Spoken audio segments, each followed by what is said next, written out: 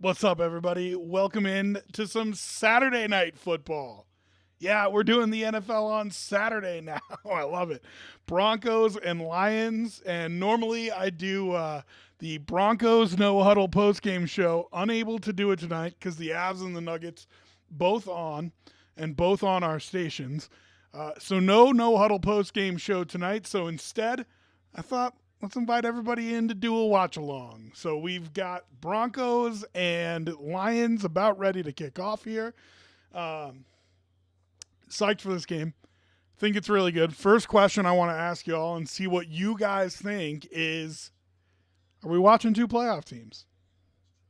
It's real easy. We watching two playoff teams because we might only be watching one, but it might not be the one that you think. I'm worried about this Lions team. Now, listen, they're a good team. I think they get it straightened out. But I think y'all would be lying if you told me you weren't, no pun intended, if you told me you weren't a little bit concerned about this Detroit Lions team. 3 of the last 4 weeks, they've played really poorly. The 4th week, they let New Orleans come all the way back in that game, and they almost won it. They almost lost to Chicago 4 weeks ago. They did lose to Chicago last week. Goff outside of the pocket. Good pressure from Cooper. It's what that defense has been so good at doing since they traded Frank Clark and Randy Gregory away. Those young guys have done an excellent job of rushing the passer. I really think it's helped key the changes that they've made on this defense.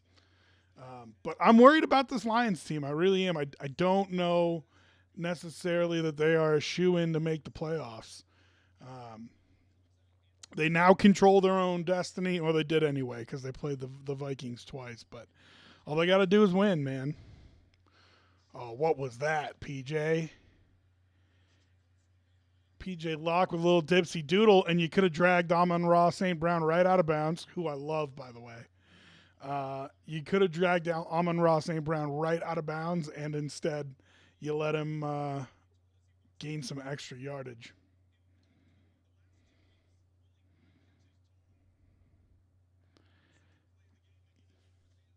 He's a dude. I really like Amon-Ra St. Brown.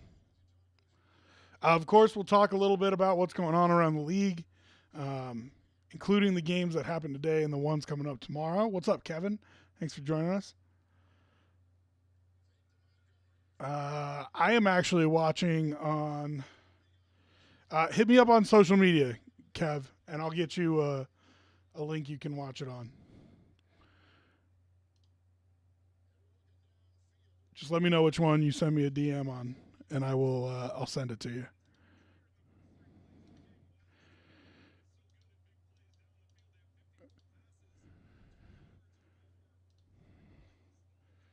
All right, I'll look for that and send it to you, Kev. Um, Couple big chunks here for the Lions. Broncos got to take a deep breath. Nice tackle.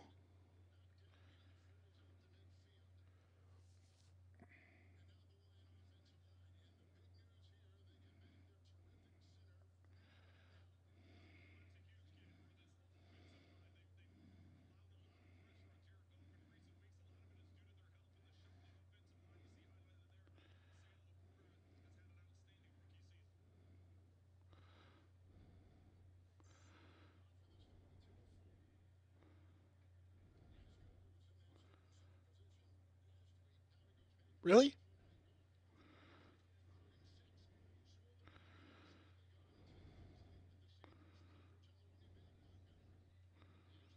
That is weird.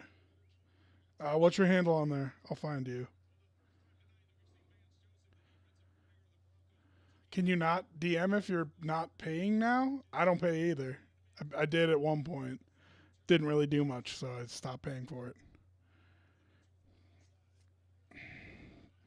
T Rex, if you're still here, what's up?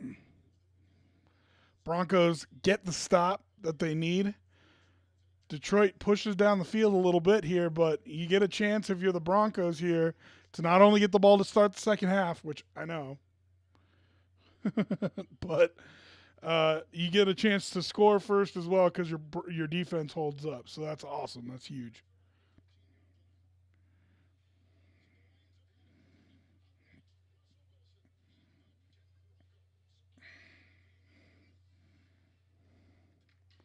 Okay, I'm gonna run some pre-roll here, just to make sure I turn off ads for people when they join the channel. So we'll be right back.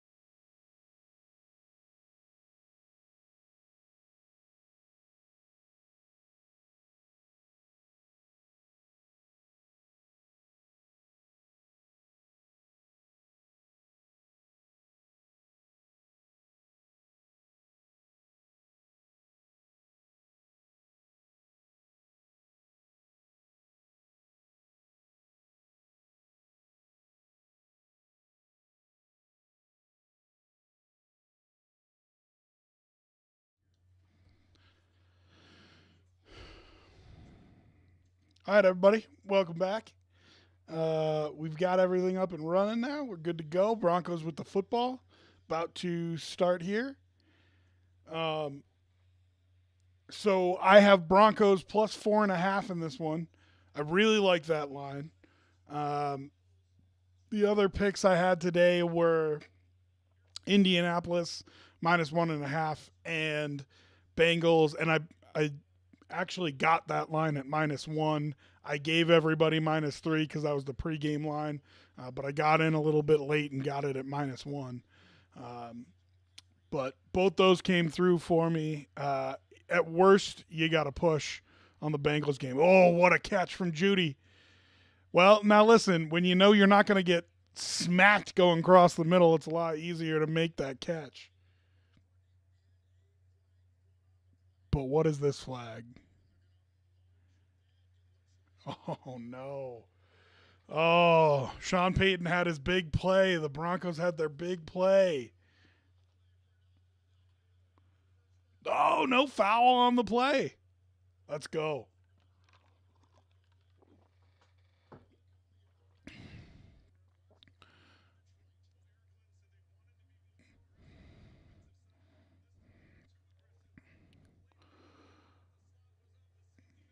Yeah, the middle of that field is wide open.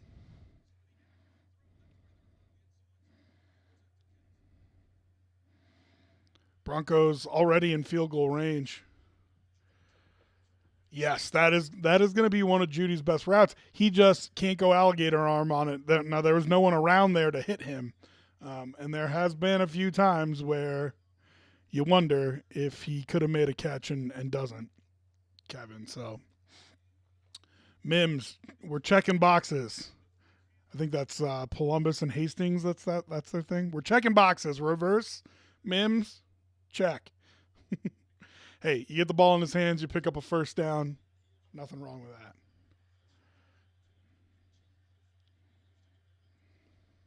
Oh God.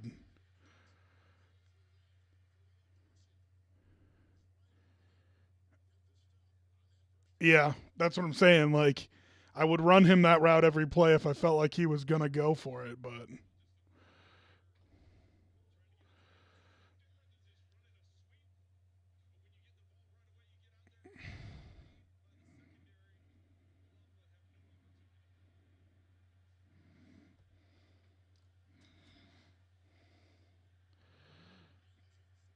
T-Rex, what up?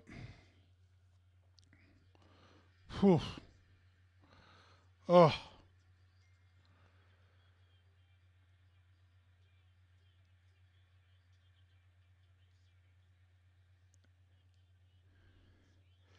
well, and what do we all say? The one thing that the Broncos can't do is they're not a good enough team to overcome turnovers. Now, you hope that they can even out the turnover margin with their defense, but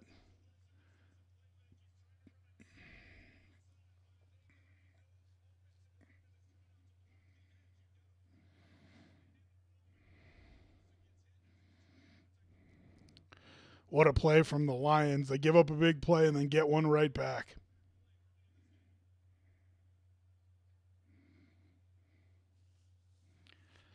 Yeah, you hate to start off like that. Everything was going your way. Even if you only put up 3 points on that drive, you still feel great about where you're at. And instead, now you're going to ask your defense to go out there and do it again. Now you're in an interesting position on the field right now. I always say this is kind of the most important first down. It's akin to having your back against the goal line. You are just outside of field goal range. If they get the first down, they're in field goal range. So you need to stop them on this set of downs and make Dan Campbell make the decision. Do I try a super long field goal? Do I punt here? This is kind of your back against the wall moment.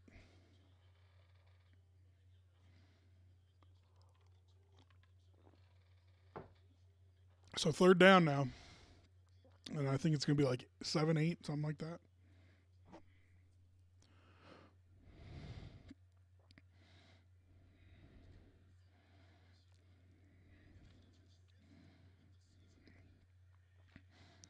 So weird seeing Davis Webb as a coach.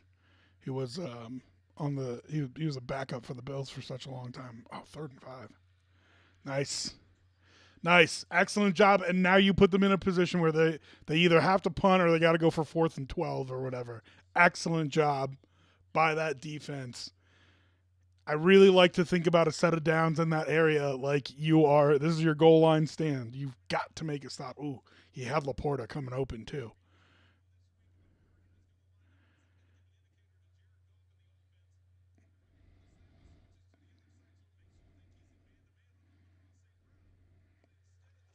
And Dan Campbell decides to punt it. So you get away with the fumble.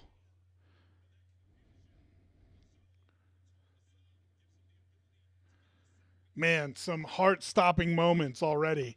And we are just, 5-6 minutes into the first quarter here. Nice fake by Mims. He fooled everybody but one guy, and the one guy couldn't stop it. And that saves you 20 yards of field position.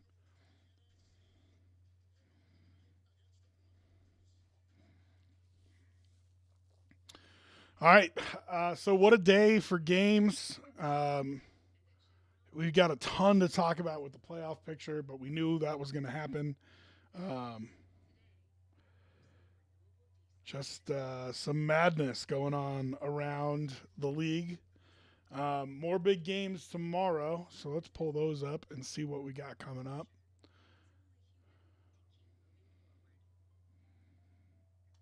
Okay, let's see here. Oh, and Jesus, what about that Chargers Raiders game? Whew. I was not watching. I was at the Nuggets game, but what a butt kicking that was. All right, so let's start going through the games that'll be tomorrow morning. Chicago at Cleveland is actually kind of my upset special of the day. Chicago is 5-8. I mean, really think about that. Chicago came at, I think because the Broncos have had such a stark turnaround, the the Bears and Giants are getting a little bit ignored here. But two teams that were destitute, who have turned it around and at least look competitive now. Bears have won 3 of their last 4 in their last 2. Um, I don't know. There's just something about that Browns team that I don't believe in, and not that I necessarily believe in the Bears all that much, but I just smell an upset here. Um, this AFC wild card screams, 4 or 5 way tie here. So I think we'll get it. We talked a little bit about Joe Flacco when I was on with Scott and Tyler earlier in the week, and I think it's a situation of, and I don't know if it was them saying it or somebody else, but I'm not as good as I once was, but I'm as good once as I ever was. I know the morning show talked about that with DeAndre Jordan. That's what it feels like to me with Cleveland. All right, Broncos, 1st and 10 now. Let's run the ball a little bit here. Javonte Williams for no gain. That's fine. Body blows.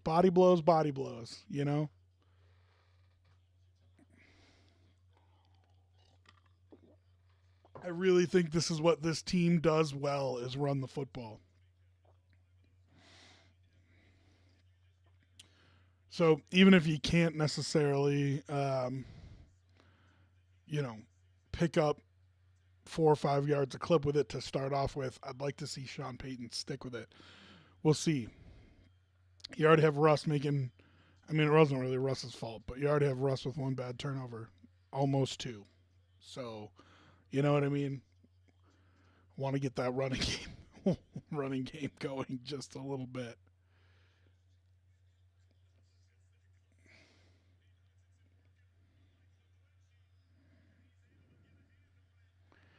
And now you're in 3rd and 10.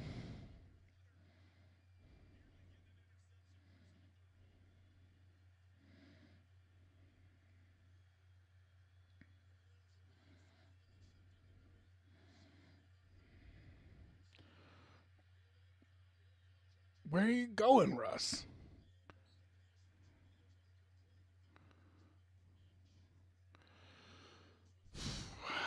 Well, it wasn't pretty. But at least you saw some escapability from Russ. It's always good to see. Hopefully, feeling spry. It's only a 4-man rush.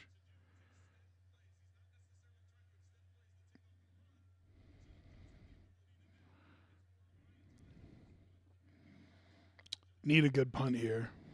Need a special teams play. Didn't get it. Ooh, got a good tackle, though. Nice job by Riley Moss. Um, Punt was more 2-line drivey. Didn't get enough hang time on it, but Riley Moss got down there and an excellent tackle on his part. He had 10, 15 yards of room when he caught the ball. So,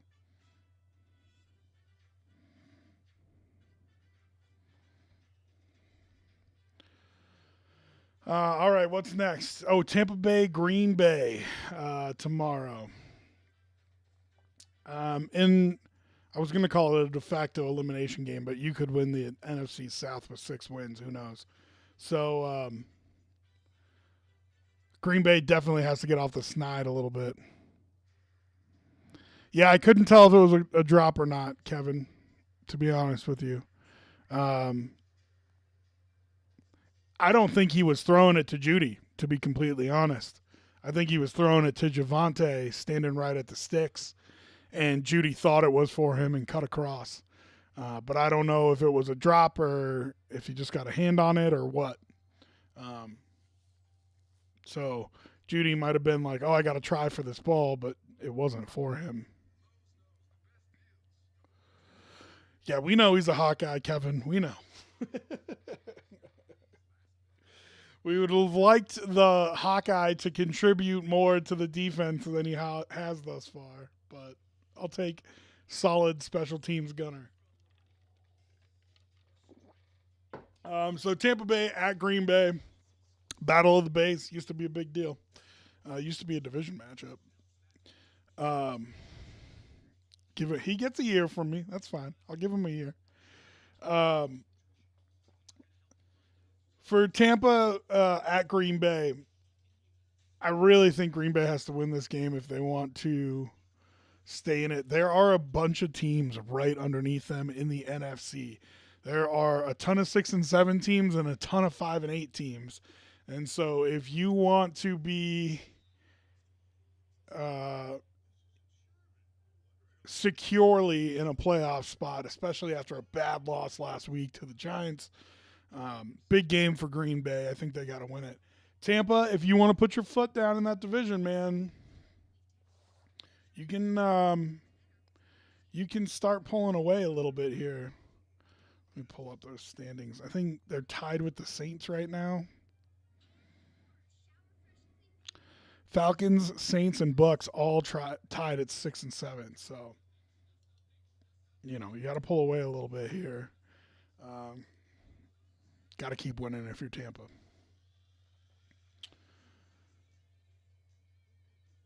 All right, let's get this thing fired up a little. Oh my God, they have the NFC playoff picture up, and it's just wild, dude.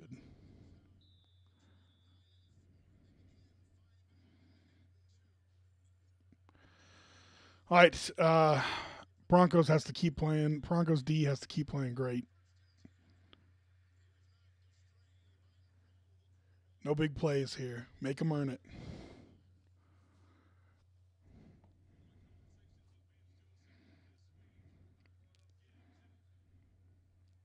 Jameer Gibbs.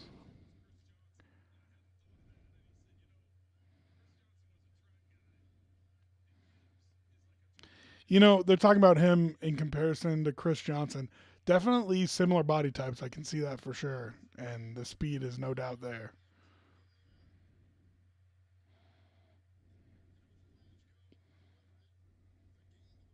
One of the better nicknames of the early 20th century. Ooh, do we have a holding? Give me a holding. Let's go. That's huge. That's huge. That could be a drive killer right there. Make a play.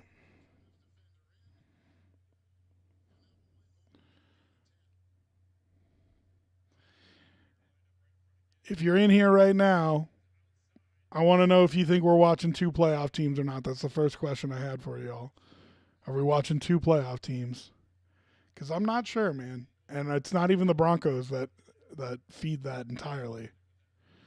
I don't know. Kevin says, yeah. I don't know if these Lions are a shoe in either, but the Vikings loss today definitely helps them. Yeah, hold on to him. That was smart, Simmons. So I wasn't 100% sure he was down, and I was worried that he was just going to get tossed. And Simmons, such a heady play to just hold him for a second, even though he was on the ground. Make sure the whistle blows.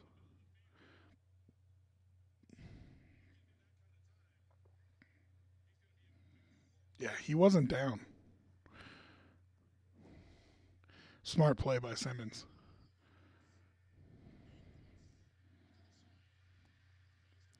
They're getting some chunks. KC is in full meltdown. I think, listen, one more loss, and I think they will be in full meltdown. But I think a big part of that is if the Broncos win. Like, put pressure on them that they haven't really had before. A couple times the Chargers have been close to a division title, but over these last 4 or 5 years, nobody has pushed Kansas City. And not that, I mean, the Chiefs have answered the bell more than one time in more than one way. But I just think it's a different kind of pressure that they haven't had yet. So I think a Broncos win here, and Kansas City has the Patriots this week, but down the stretch, I think they could feel the pressure a little bit.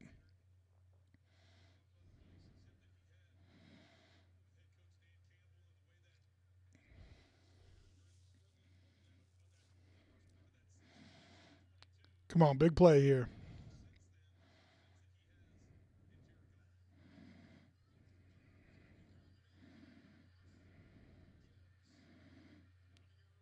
Excellent job. Fabian Moreau, I think.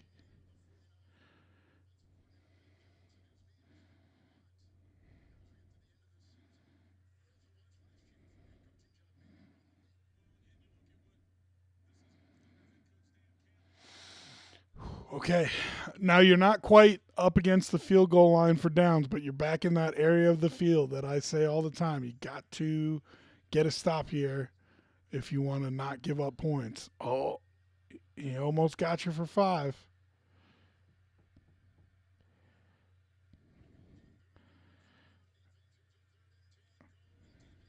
Oh, and that was against Sertan, too. He had him beat. Just a bad throw.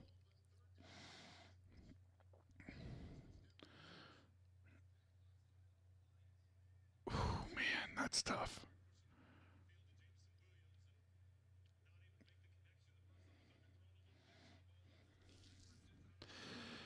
And the Lions just keep punting, which is beautiful, but Broncos starting field position, another good decision by Mims. Broncos starting field position all inside their own 20 feels like. Um, they're going to have to flip the field here. If you're going to turn into a slobber knocker kind of game here, there's been some moments where it looked like it might blow open. If this is going to turn into a slobber knocker kind of game here, you got to flip the field here if you're the Broncos, because you cannot be coming out at your own 15 every time, even though that was a good decision by Mims. Can't be coming out at your own 15 every time. Okay. What's next? Houston at Tennessee. Davis Mills with the start here. And I think Houston should be sweating a little bit. Hate to see C.J. Stroud out with injury. They were one of the more fun teams, especially in the AFC, to have be doing well. But it hold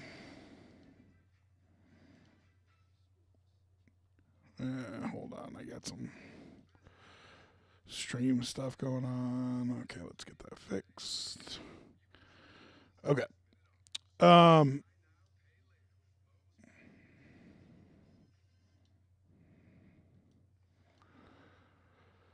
So Houston and Tennessee.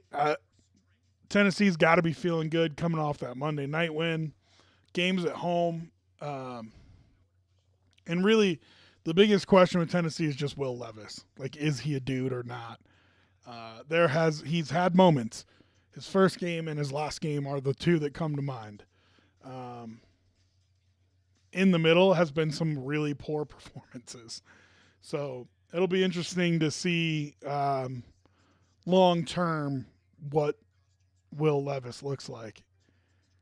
Houston, I think they got a lot of talent on that team, and I do like D'Amico Ryans. I just don't know if you can overcome not having C.J. Stroud. The way that they've been winning games all year long has been down to the wire, super close, and without that guy to pull it out, I just don't know, man. I just don't know. So, as much as it pains me to root for Tennessee, I think we're all pulling for the Titans there. All right, Broncos. Let's get the running game going a little bit. I'll take 3 yards. 2.5.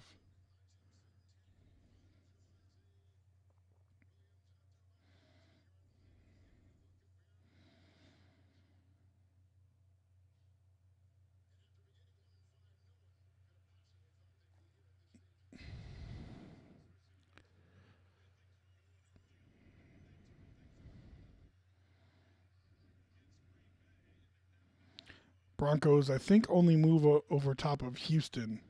I don't think they actually get into a playoff spot with a win today.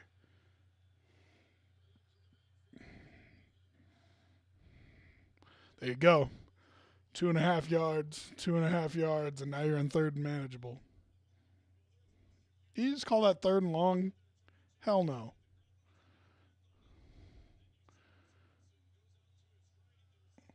3rd and 5 is not 3rd and long. I'll take manageable. Medium. There you go. Trent Green gave me medium.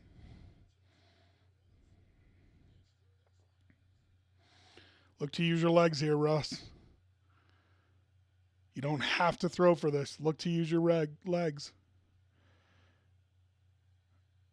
False start.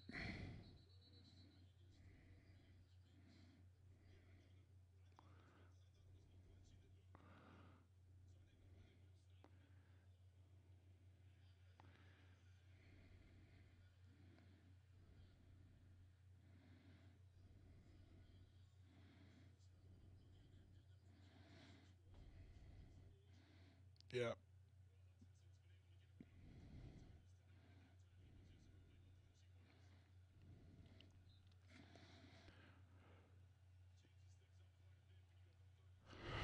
Yeah, Trent making the point. 3rd and 5 to 3rd and 9 is a very different set of play calls. And you kind of remove Russ using his legs here. Looks like his own. Didn't bring anybody. Come on, Russ.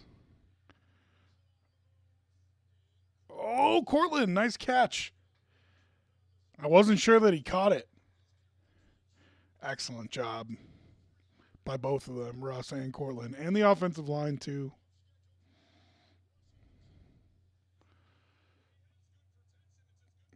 Yeah, great job. Powers is dominating. Cushenberry looked good there.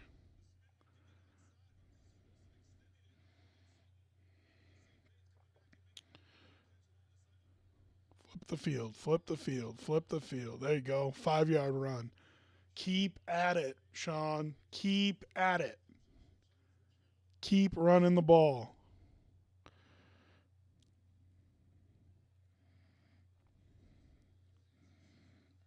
Second and 4. God, if you could eat the rest of this quarter and score a touchdown, it would just be monumental.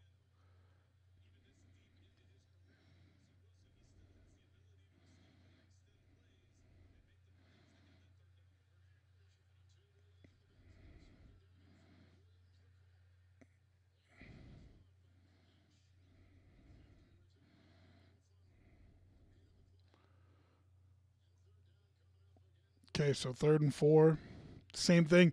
And I'm probably not going naked boot again. I thought that was maybe a ballsy call. Ooh, they have it right to the line. So they had the two plays called. Ooh, oh, how does he not get a shot to the head there?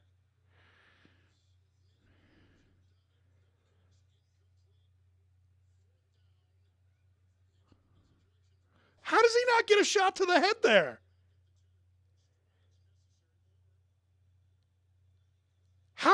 He should be kicked out of, much less a 15-yard penalty.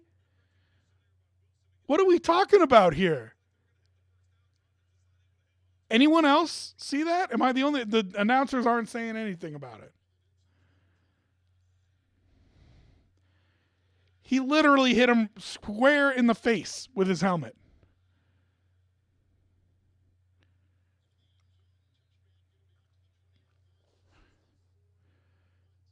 Okay, I don't know. Am I crazy here? What's going on?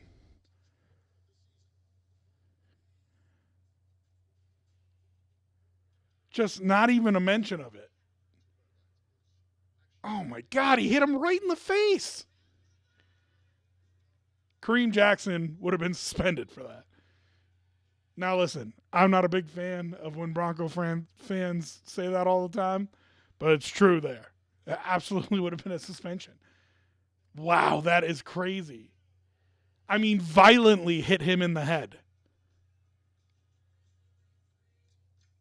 And, I mean, commentators didn't even mention it. Wow. Okay. Next game, New York Jets at Miami Dolphins. I think just as worried as I am about Detroit here, I am just as worried about Miami unraveling. I said for the last 3 weeks that they've got 3 easy games and then 3 tough games. They can't afford to give one of the easy ones away, and they did. And I mean, gave it away. Now you got a Jets team coming in who scored 30 points last week and is feeling good about themselves. Careful, Miami. Careful. One more loss and a Bills win, and all of a sudden, you're going to hear the stampede behind you, man. And then they just have to match you for the rest of the year because they have the last game against you in Miami. And if they win that game, they win the tiebreaker, which means they win the AFC East. So careful, Miami. Really, when you're talking about teams unraveling, I think they're right up there. You have to keep an eye on it. That was a game they should have. I mean, they were up by 14. It was like 276-0. The number of times that the team that was in their position won games. I can't believe they gave that game away. And now, if you fall victim to a division rival with an excellent defense, man, they could really be in trouble here. Still, just no mention of Troutman taking a face full of Detroit Lion.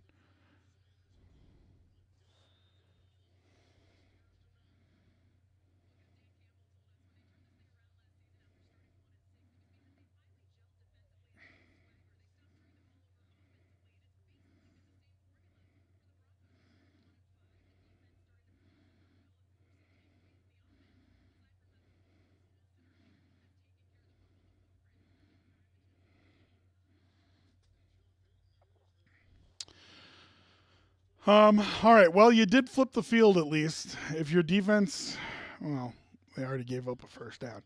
If your defense can do the job, hopefully you get the ball in a little bit better field position than you have so far.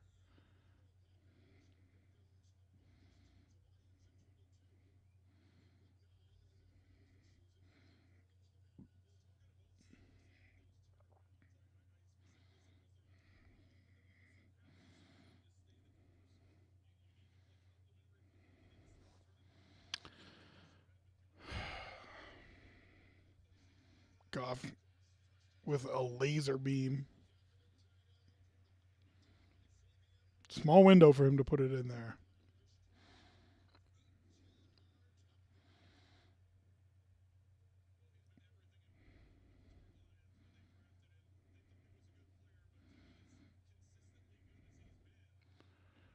Are they going to get this playoff? I'm shocked. Yeah. All right. We will, as always, take the quarter break along with them. We will be back on the other side for the second quarter.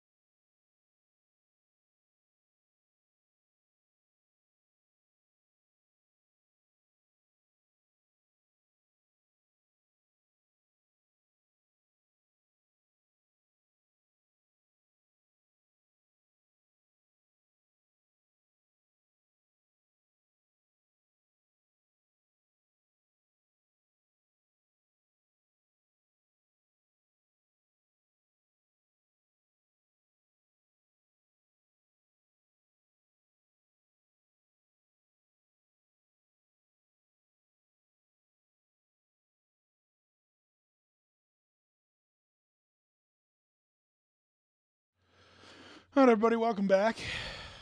Excellent play by the Broncos to kick off the second quarter. McMillan. Oh.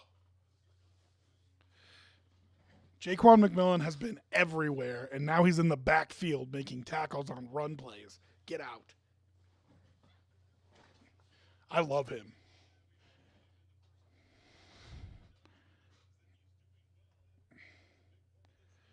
Did Kareem tweet about it? Kevin, what did he say?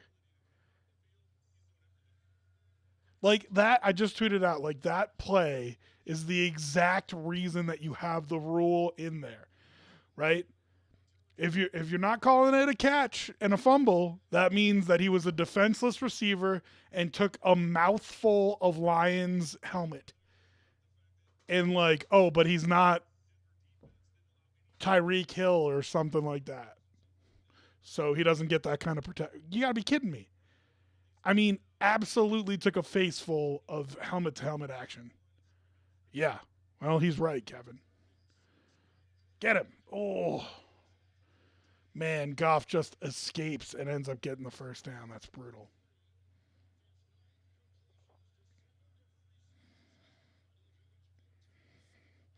Goff has been moving this offense. The D has just done an excellent job when they finally get into that field goal line defense where you got to stop them or they're going to get points. And you're there again now. If you give up another first down, they're getting a field goal. Shot play. Oh, and they got it. Okay, so they're in range for their first field goal.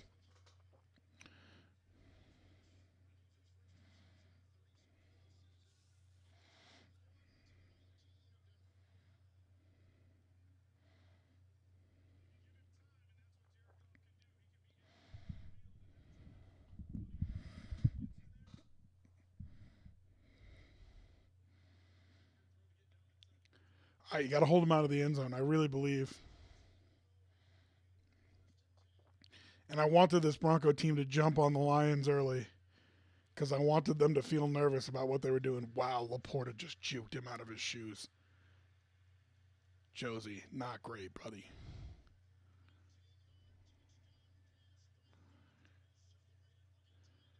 Not great, Josie.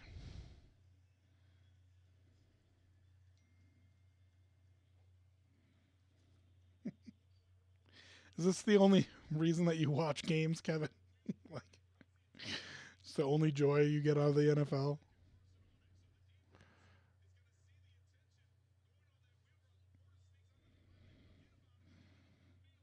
Brutal.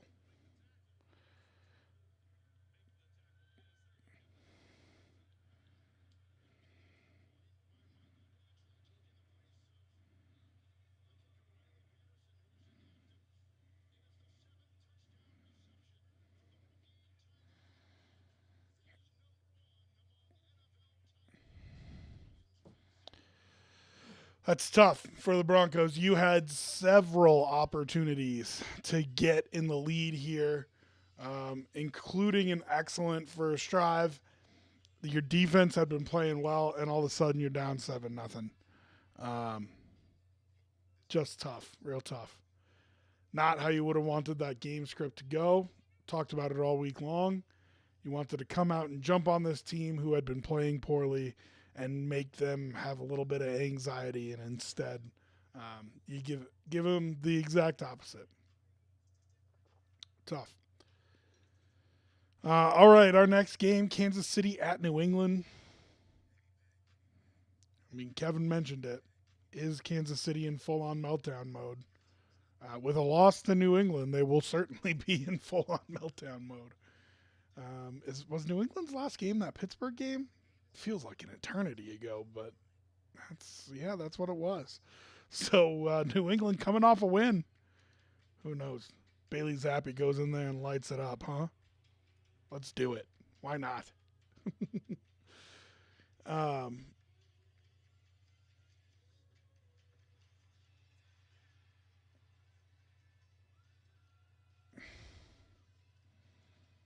oh, that's cool.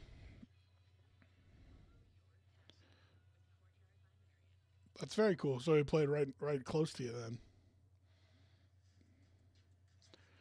Um, Got to be alluring to go to Iowa as a tight end, of course, even though their offense is generally trash. But the tight ends are the one thing that they put in the NFL all the time. Occasional offensive linemen. Um, but I don't know how you would feel getting flipped from tight end to defensive tackle there. I feel like if I'm a tight end at Iowa and they say, "Oh, we don't think you're good enough to play tight end here," I'm like, "All right, well that means I'm good enough to play tight end at 100 other Division I schools." So I'm gonna transfer. But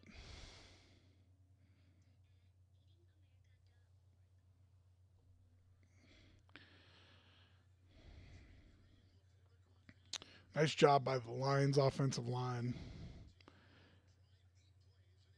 Goff had all day. Like I said, that was one of the big things that the Broncos defense has done recently very well is get pressure on the quarterback.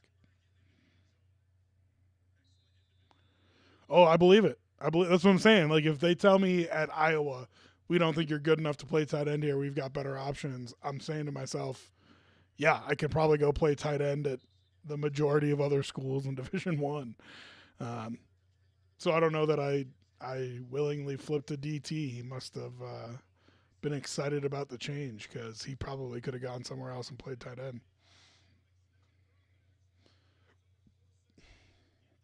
All right, Broncos offense, you've had a play here, a play there.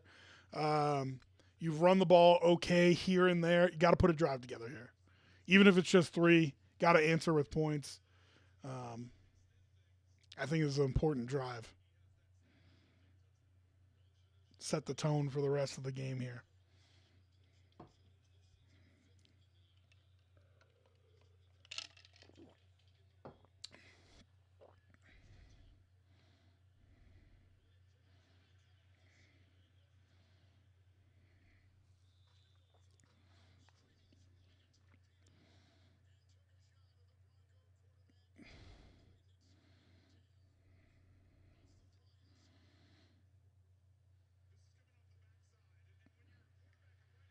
I don't know if he didn't see him or he thought he could get the ball off.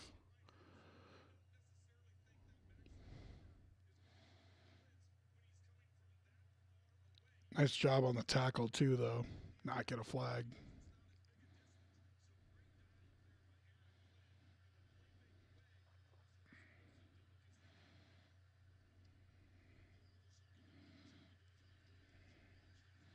Damn. Look at the big Mo all of a sudden on the side that's wearing Honolulu blue.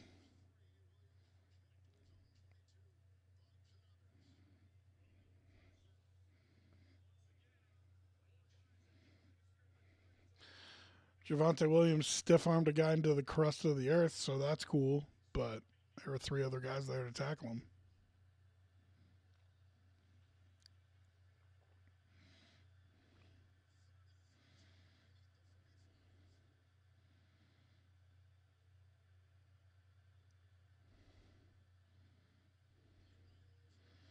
Damn. For as good as the offensive line had been playing, that was an awful drive for them. I mean, awful. That was so bad. Oof.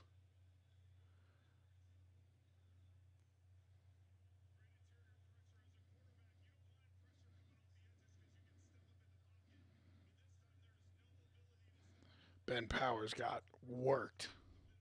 Leaning.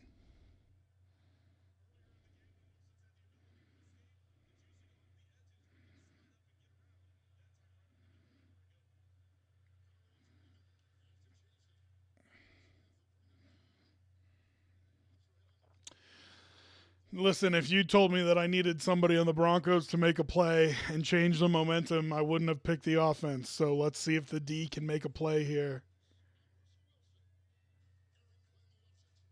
Got a couple all pros, some good young pass rushers. You need somebody to make a play here. All right, Giants and Saints in a game a couple weeks ago that felt like it wasn't going to mean anything. All of a sudden, the Giants 5-8 and very much in the playoff picture. versus the Saints, who are 6-7 and tied for the wild card right now. Who would have thunk it? So let's see. The Giants are currently in 12th place, but only a game out of the 7th seed. The Saints are in 11th place, but also tied for the 6th seed and tied for the 4th seed as a division winner if they win the NFC South. You could kind of call it an elimination game here, to be honest with you. New Orleans would still have a shot at winning the division, no doubt. But the Giants, if they lose any game, they're pretty much out of it. They got to kind of run the table here. But they're live. They're there. One game back. Tommy DeVito. Stop him. You know what I mean? He's not that good. Blah, blah, blah. All this stuff. Then stop him. Has done a good job using his legs. Done enough in the passing game. Kind of the formula they had last year with Daniel Jones. And they won 11 games. So, listen, I think Dable is an excellent coach. I've said that a lot of times. Tommy DeVito, man. It's fun. It's one of the more fun stories in the NFL. Conversely, the New Orleans Saints are just bad and annoying because they're still there for some reason.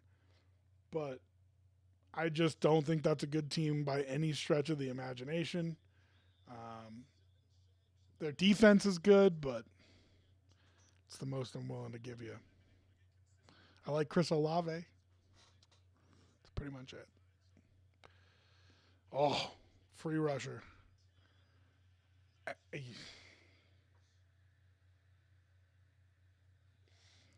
Scheme up an all-out blitz, get a free rusher coming, and you cannot give up a pass like that if you do.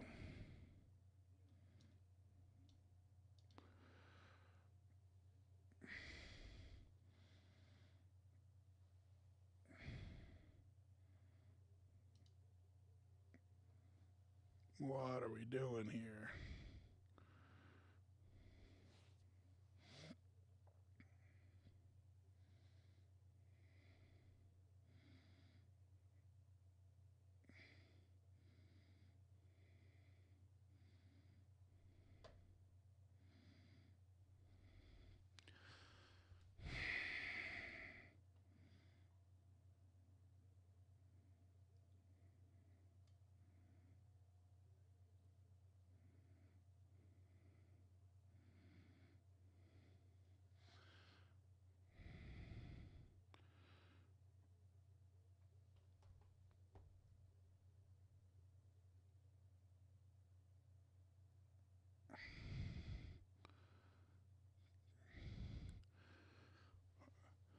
So, Lions driving again,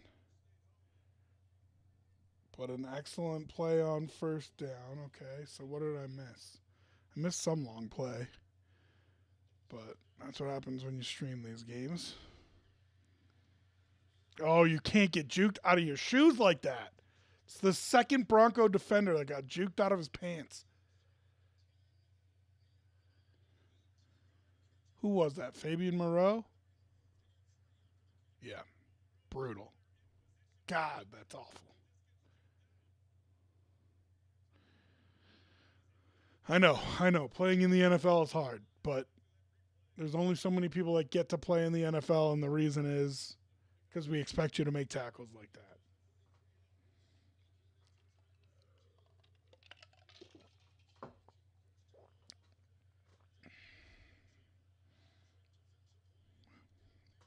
PJ Locke with an excellent play. Now you're staring down the gun barrel if you're the Broncos. 14-0 feels like a death sentence.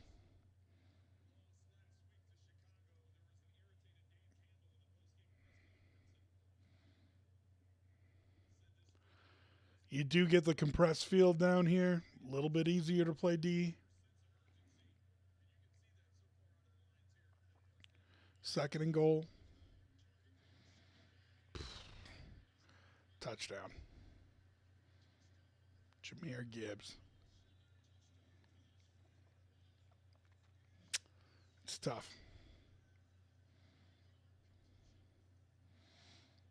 And all of a sudden it feels like Detroit swinging a big hammer back to the 9-win team that they are.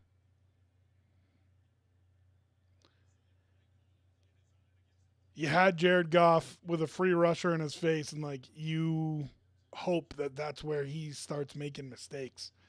Because when he turns the ball over, he is not good. His confidence is shaken easily. But when he's on, he'll put 40 on you, and it looks like a he'll put 40 on you night.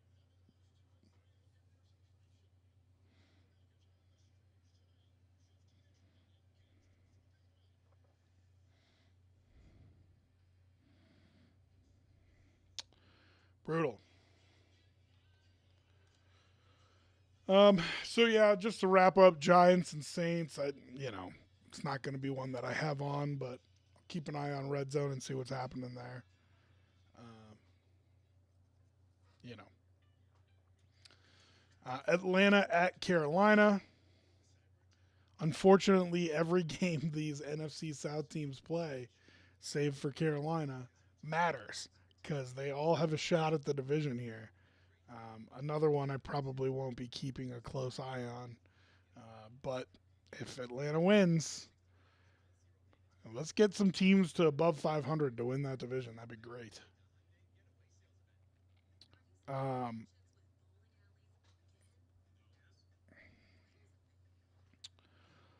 let's see here.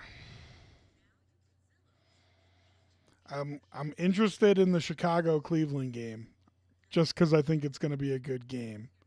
Houston, Tennessee, New York, Miami. Those will probably be the ones. I'm going to pick one of those three as my watch for the day.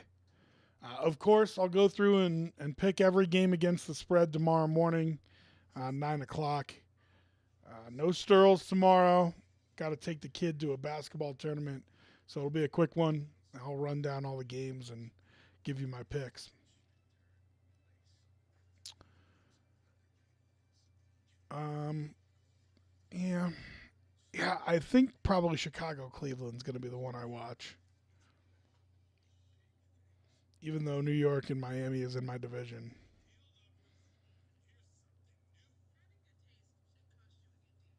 I don't know. I'm still torn about Justin Fields. You're going to be in the same exact position you were last year, and I think that's a dangerous spot to be. To be honest with you, if you pass on taking that top guy too many times, um, that's dangerous. So I don't know who the top guy is going to be this year. Maybe they just didn't like Bryce Young last year. Maybe they didn't like Bryce Young or C.J. Stroud last year. But if they did it because they believed in Justin Fields, I just don't know how many times it's safe to do something like that, you know?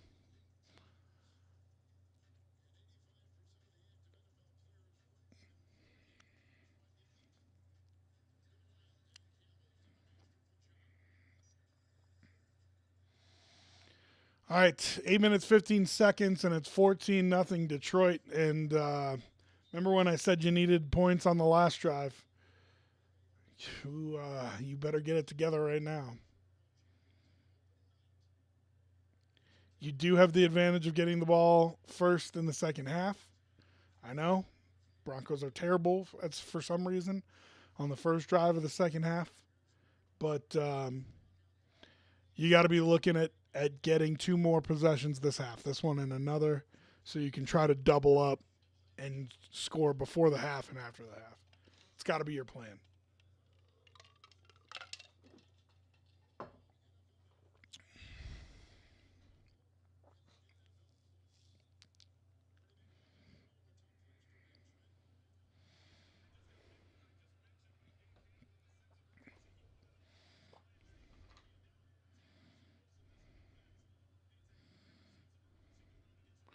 Yeah, Trent Green talking about a sense of urgency. Oof.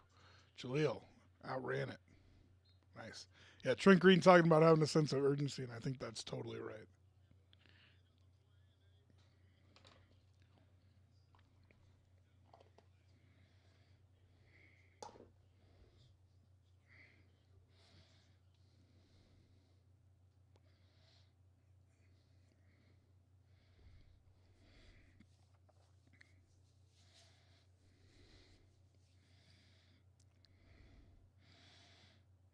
Ooh, landed on that shoulder kind of hard, but yeah, I mean, he crumples right down. Yeah, hope he's all right.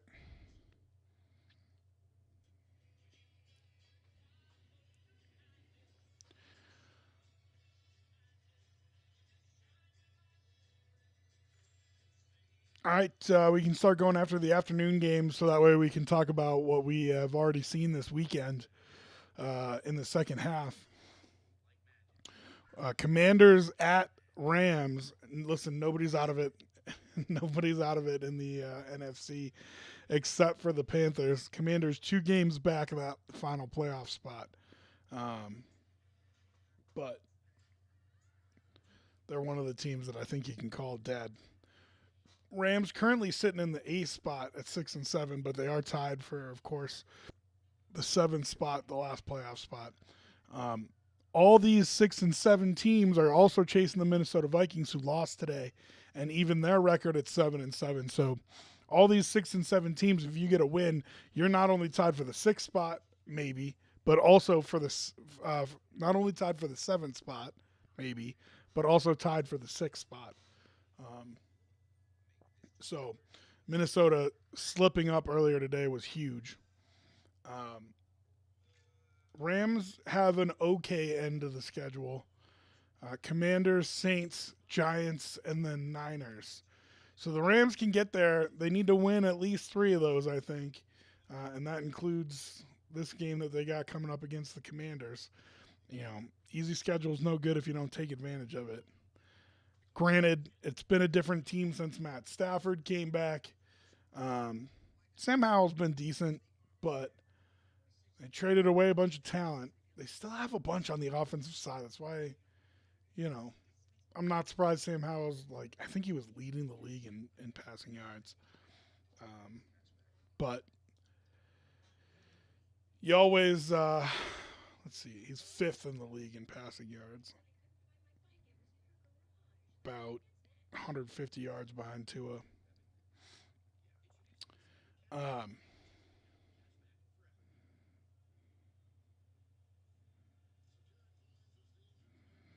yeah, I always wondered why that offense wasn't more effective.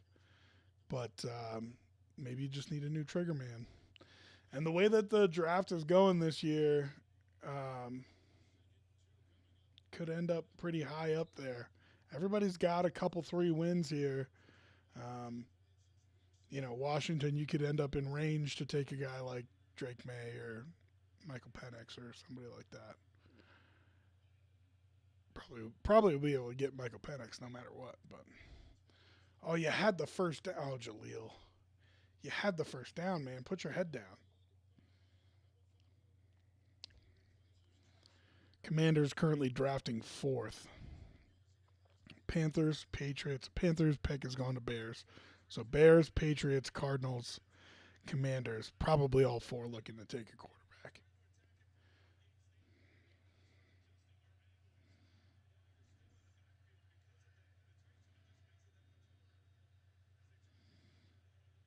Oh, he got crunched.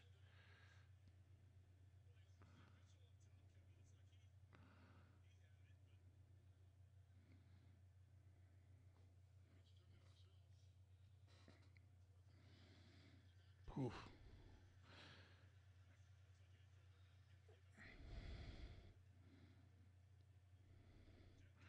Oh, you cannot afford to turn this ball over, but I want you to go for it.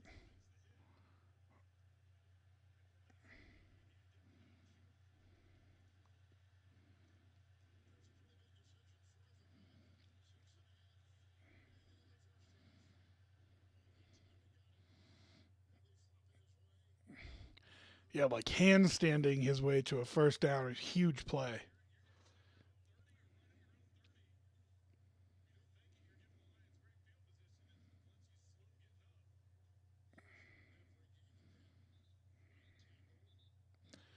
Damn, and this has been one of the strengths of the Broncos is that they've had the same starting 5 offensive linemen all year long.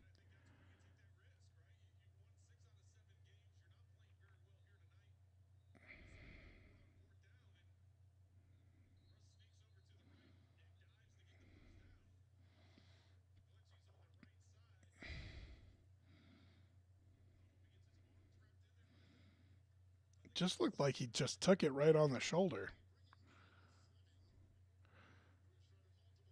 Feels like, I mean, that's the way my guy used to look when he would dislocate his shoulder and I had to pop it back in for him in the huddle.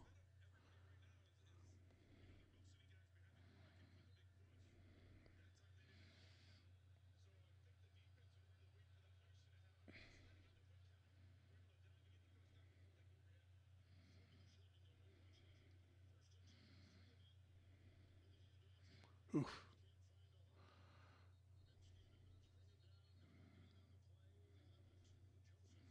Run the ball, baby. I'm good with it. I'm good with it. I want you to keep pounding away. You're not so far out of touch that I want you to abandon your game plan yet.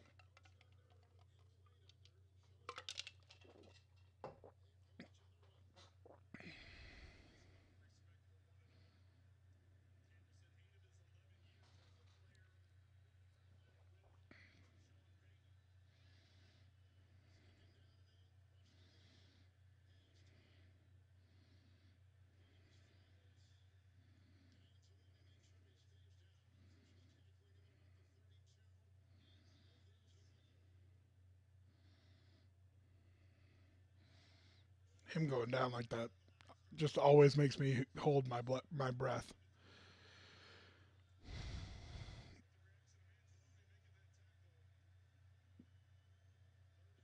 Third and 10, and a huge, huge, huge play here.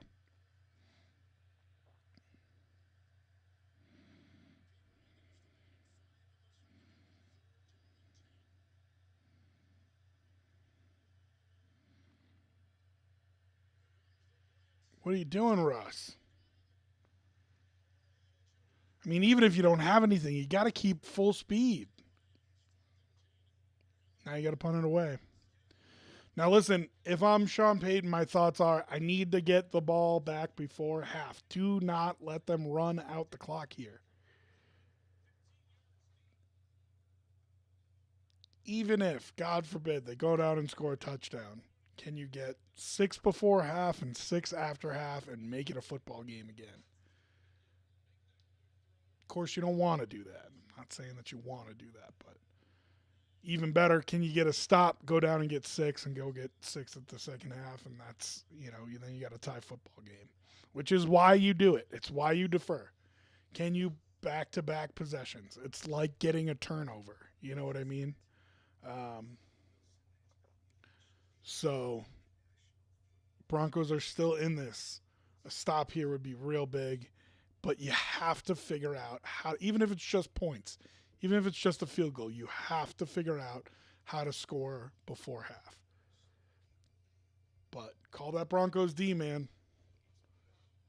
We need you right now. It's time. Don't let this thing get out of hand.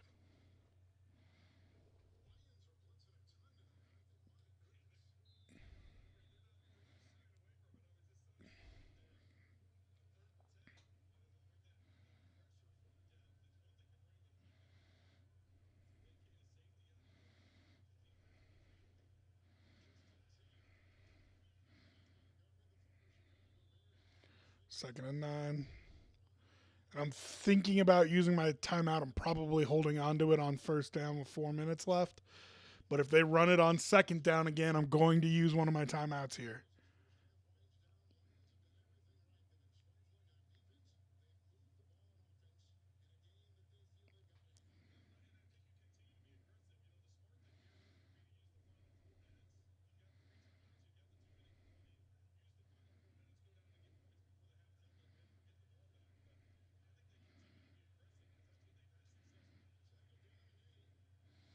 He dipped under voluntarily. Don't give him that forward progress.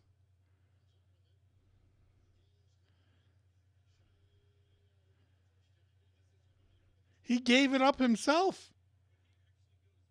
Yeah, Trent's got it. Oh, that's lucky for the Lions. Now I'm looking at using my timeouts if I'm Denver. There's a run on first down here. Want to take him on this side of the 2 minute. There you go. That's beautiful.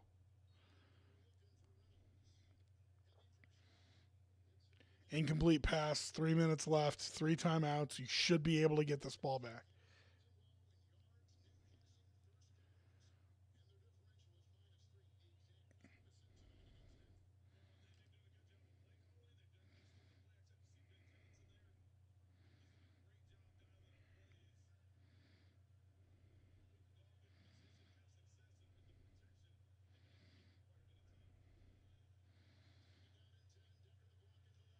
Oh, you can't let that happen, though.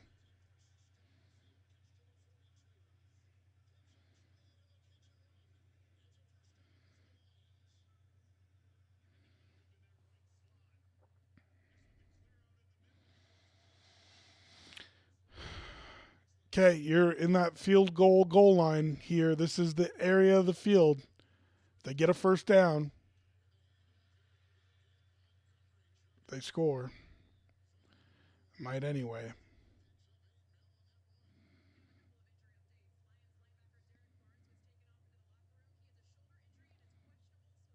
You're so weird, Milk.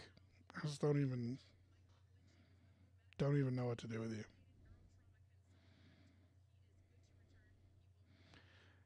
I'd be excited that you were here if you weren't such a jerk. No, I'm kidding.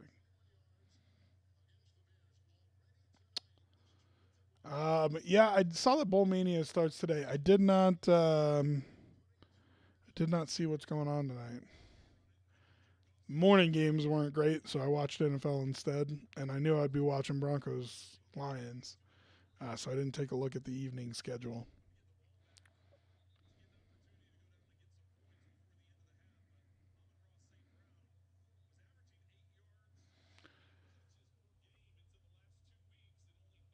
Did Denver take a timeout with 2 minutes and 17 seconds left? What?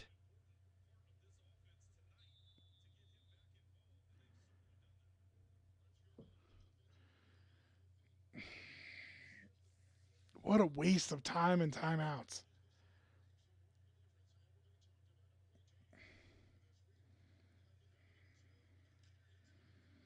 Now you take a timeout.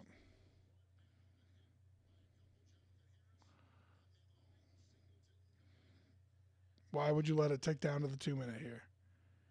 You want to use your timeouts on this side of the 2 minute warning. Brutal. Cal and Texas Tech, UCLA and Boise State. Yeah, those would be fun. Cal and Texas Tech had some crazy games during the year. Um, Boise State late resurgence. UCLA, are they going to have a new coach? I don't know. Nothing that's going to make me tune in over the NFL.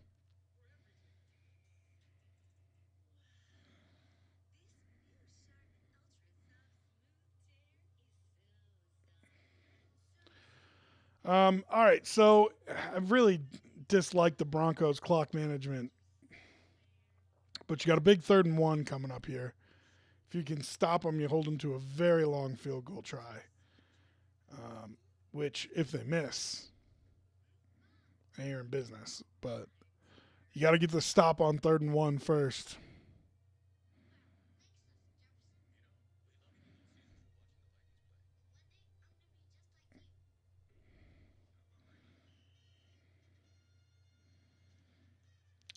Yeah, Broncos, I feel like have to win if they want to keep pressure on the Chiefs. But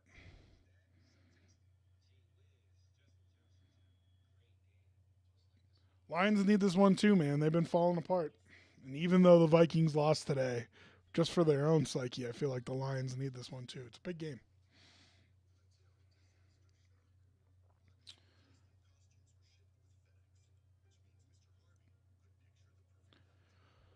Okay. Uh, so let's get back to the schedule.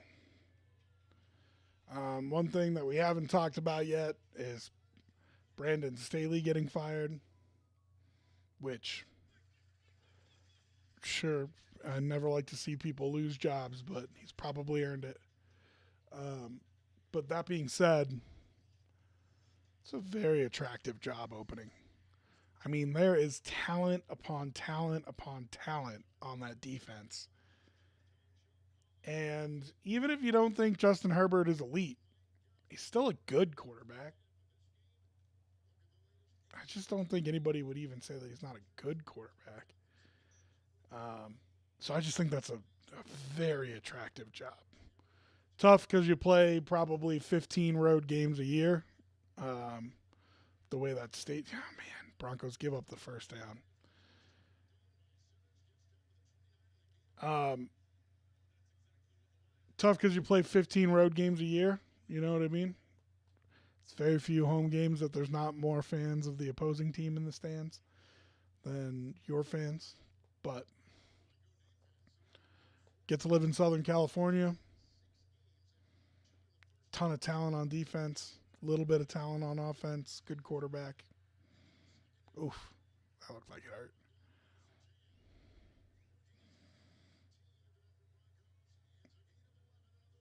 Oh, I'm fine with the Raiders being awful, but I also don't care that they got Brandon Staley fired yesterday or Thursday.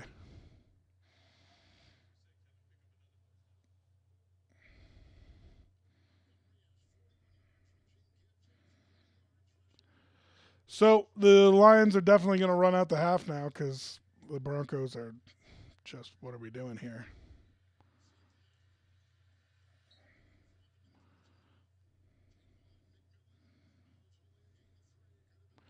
Take your time out.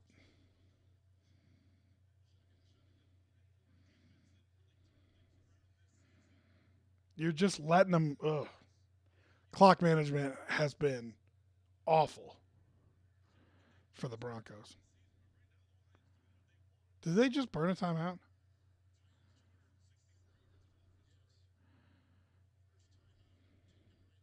Oh, it was the Lions.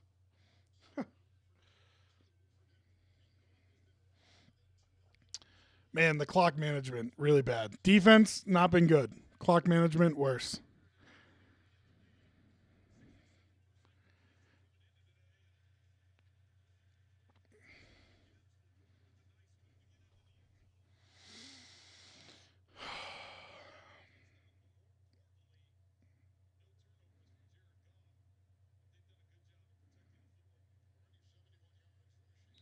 Broncos plus 4.5.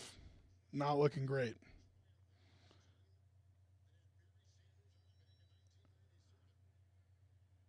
I also had Bengals -1, which cashed, and Colts -1.5, also cashed. I gave everybody Bengals -3 though, because that was the pregame line. I got it at -1, so most people pushed, but I cashed it.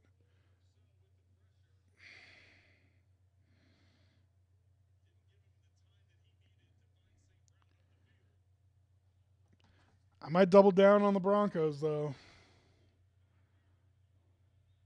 Probably not smart, but I might. I very rarely double down on a bad bet. I just don't think that they're this bad.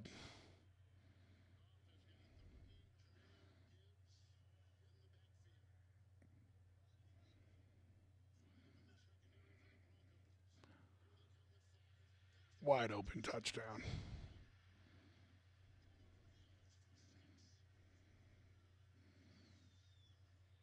And you let them do it with 19 seconds left. That's the most embarrassing thing. Like the clock management for them was great. For you, awful. Just awful clock management.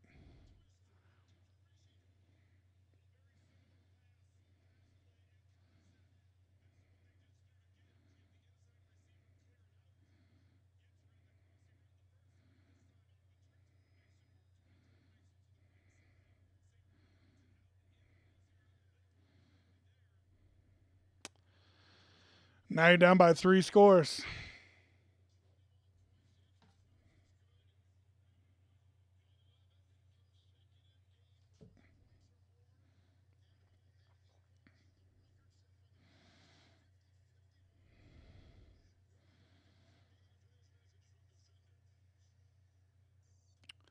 Man, and so now the question is, are you just going to go out there and take a knee and brutal?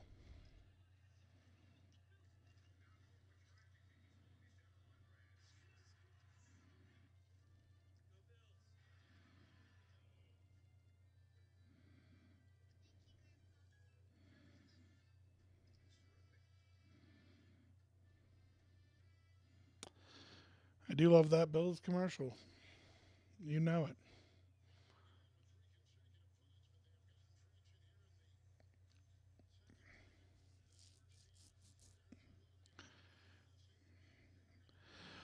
Okay, I mean, I hate to call for it, but you just like need a big return here, right? You need a big return here and to hit two pass plays and kick a field goal. Like a man in the desert needs water. You won't get it. You got two timeouts because you've saved them for some reason. So now you got to take a couple shots and get a couple quick timeouts and try to get a field goal, right? You're not just going to come out here and kneel it, right? Right? Denver, right?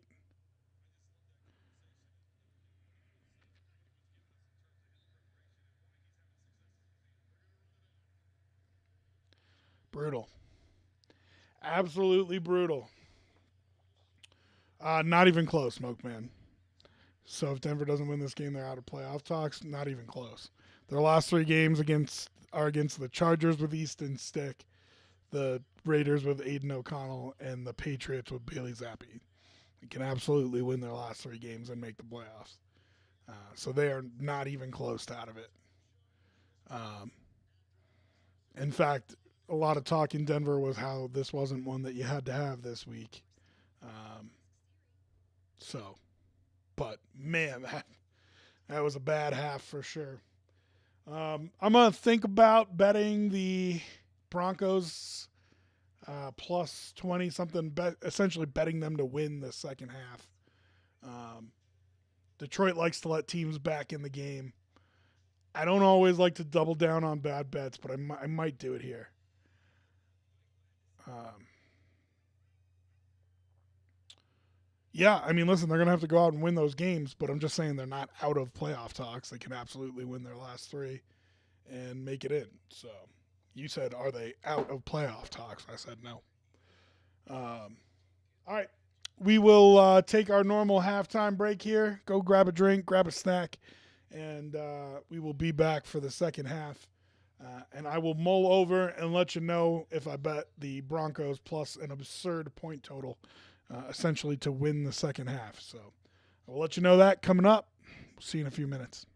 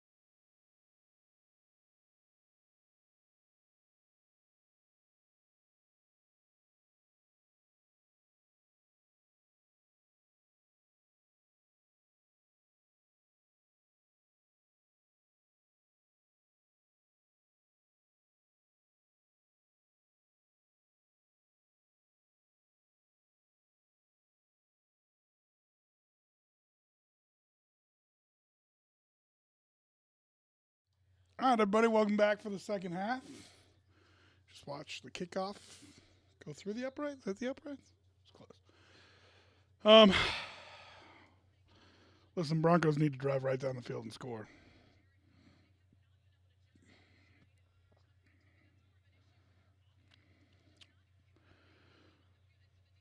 Broncos plus 20.5 is plus 105. I'm going to bet it.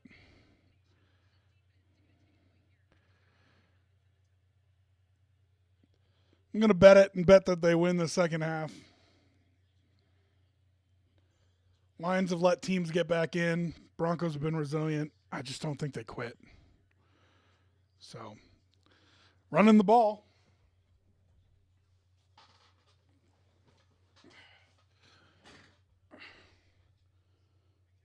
What we ask them to do all the time, so that's good.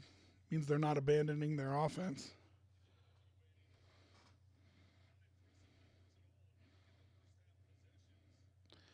Yeah, your best starting field position was your own 29.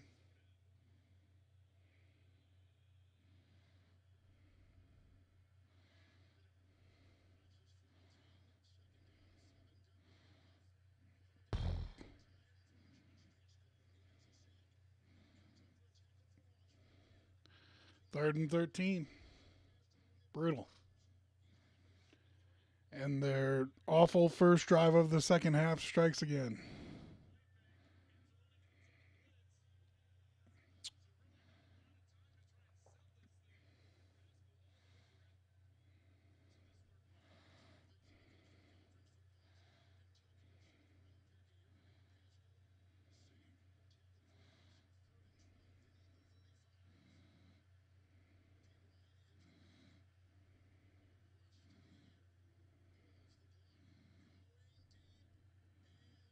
That's a flag. Oh, you might have gotten a gift here. I mean, it was absolutely pass interference, but it was a bad throw.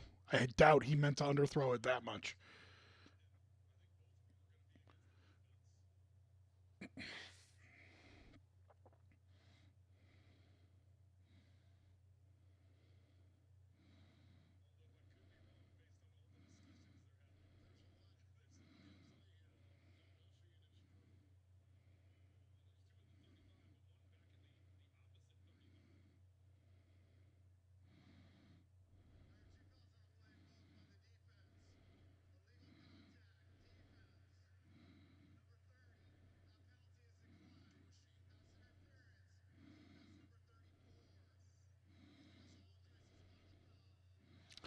Huge pickup on the PI. So Broncos live here.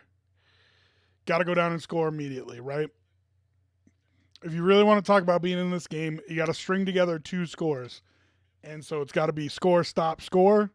Doesn't have to be right now, but you got to string together two scores at some point.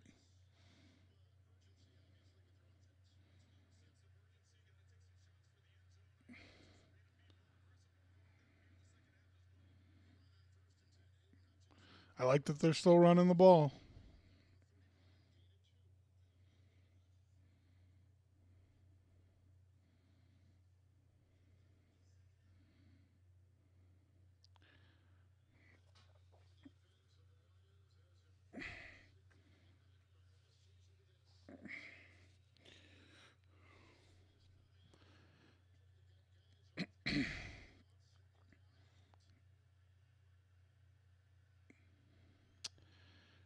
Big play here, 2nd and 8. You want to make this 3rd and manageable here. Nice. Excellent cut by Sutton, and that'll pick up a first down. Nice job.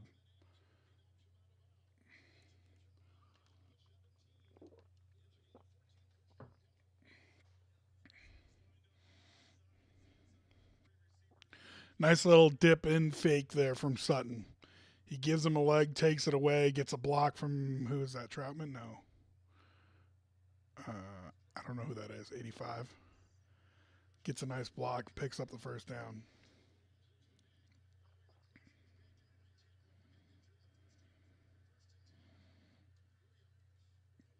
5 yards. Body blows, body blows, body blows. And listen, the Lions are probably happy to give it to you right now, but this game is not out of reach.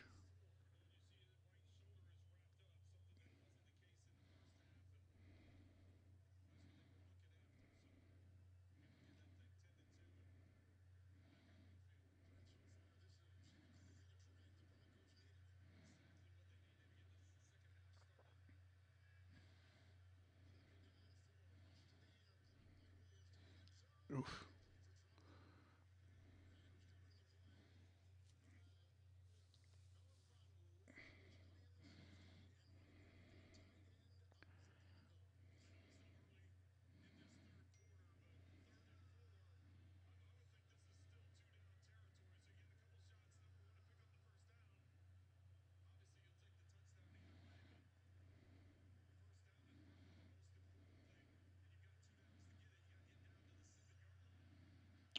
Big third down here.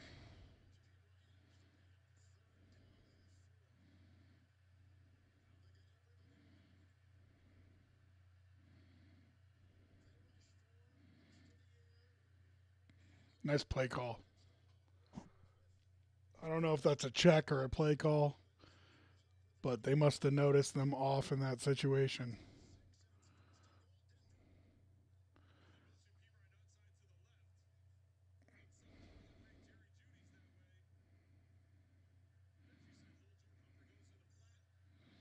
Got to punch this in.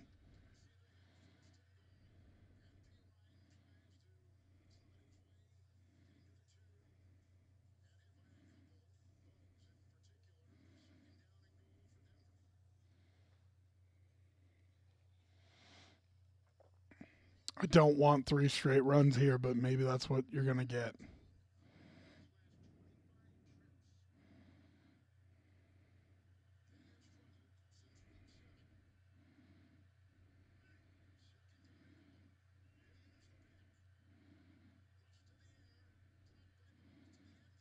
Oh, he waited too long to throw it.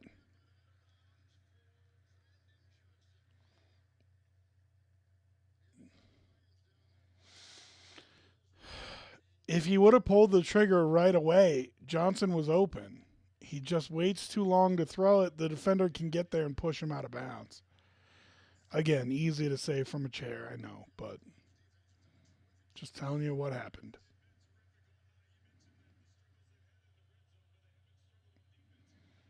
Third and goal. And I really have to think about if I go for it on fourth down here.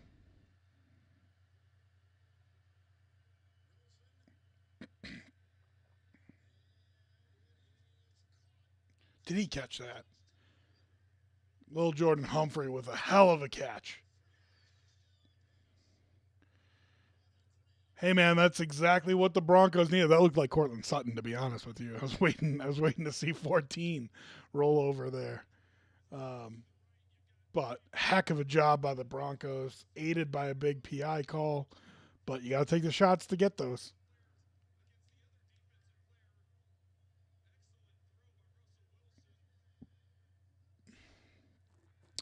Trent Green says excellent throw by Russell Wilson. I don't know if it's an excellent throw. It's the throw you need to make. Just give your guy a chance. But it's better catch than a throw, I think.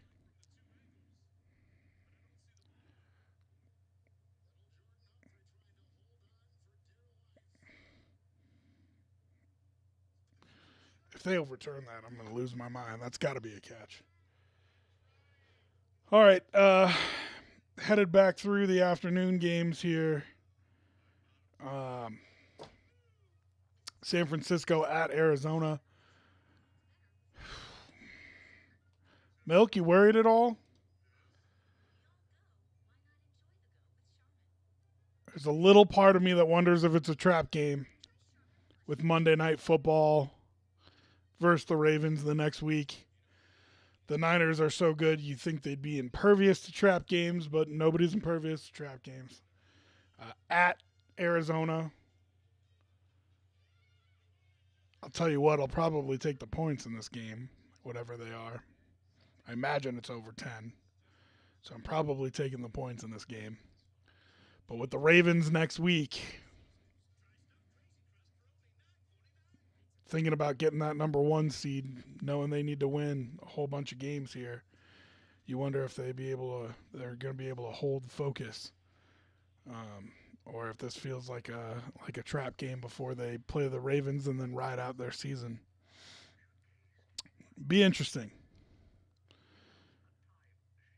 And then your only 225 game. It's on, baby. It's on.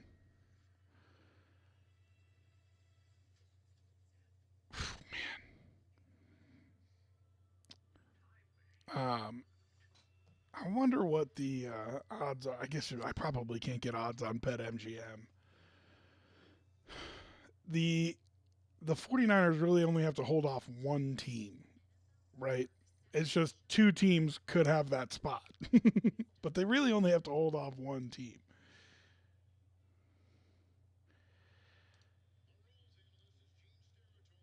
So they're tied. The Lions are 9-4. I guess they're right there. If the Niners slip, the Lions are there.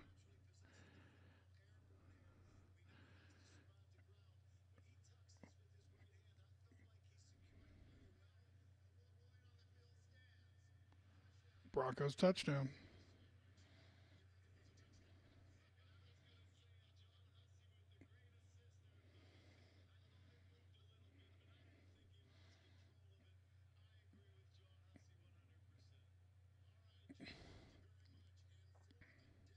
Great catch by little Jordan Humphrey. Um, so I guess the Lions are still there too. So really, four teams available for that number one seed. It's the Niners for the taking. Um, just can't fall asleep against teams like Arizona, and I would love to see them get a win against the Ravens. All right, big for the Broncos here to get a stop. 3-and-out would be huge. 3-and-out changes the outlook of the whole game here. But any kind of stop here, you got to be feeling good, I think, if you're the Broncos with how poorly that first half went and you're in a position to make it a one-score game.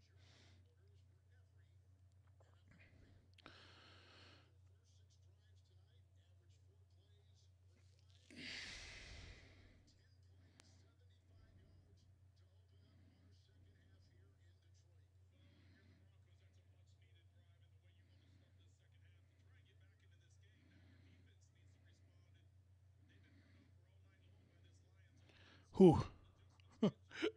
Trent Green not pulling any punches. Your defense been run over all night long by this Lions offense.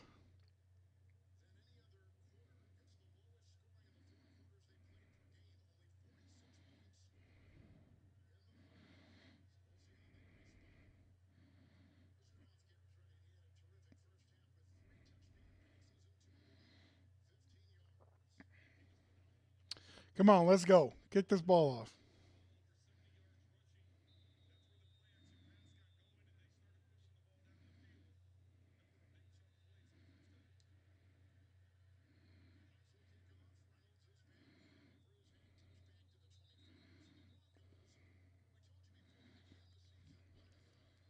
Big one here.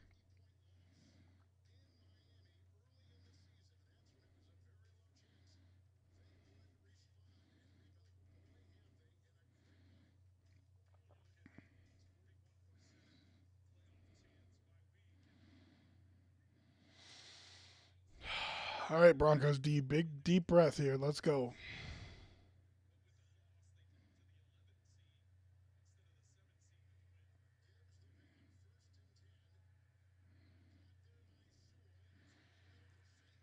And it opens up with a 30-yard pass.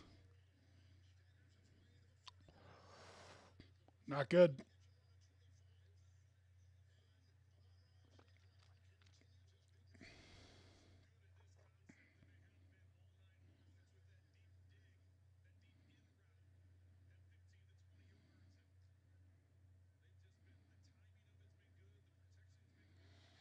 And immediately you're in that field goal line. They pick up a first down. They're going to be able, well, you're a couple yards away from it, but This is like in goal to go on the 13 or something. Or first and 10 on the 13.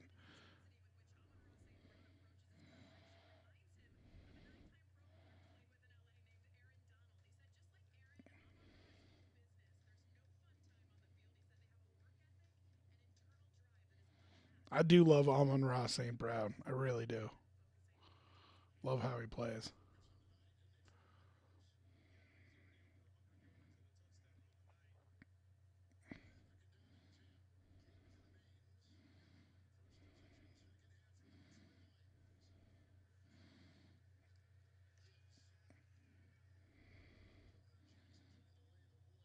Third and 10.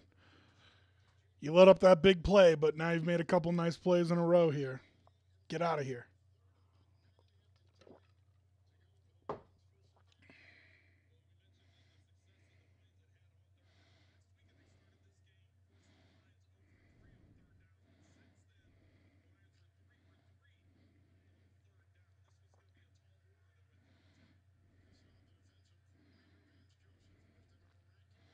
Come on, baby boys. Let's go.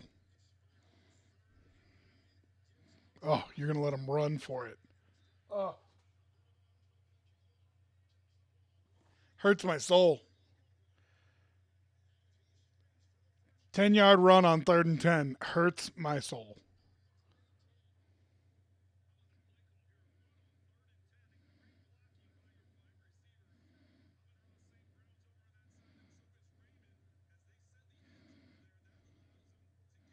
Oh, that kills me.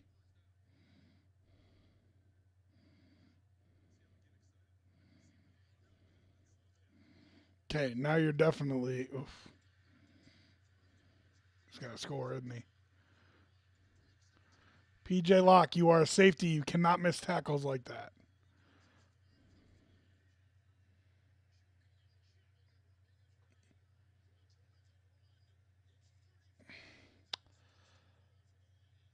Well, only thing I can say now is got to hold him to 3.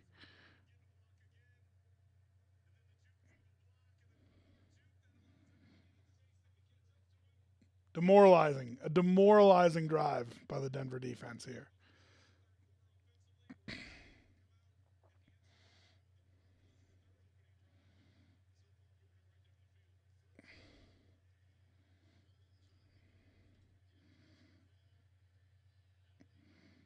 Nice play by Cooper.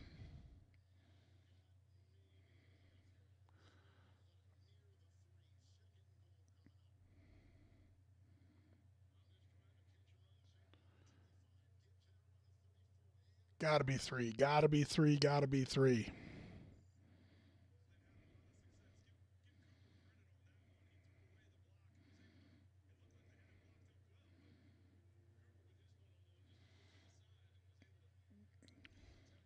Like I said, you don't have to string scores together this time out, but at some point you're going to have to string a couple scores together. But this has been demoralizing in a different way. Threw that away. Third and goal. Get a stop. Hold him to 3.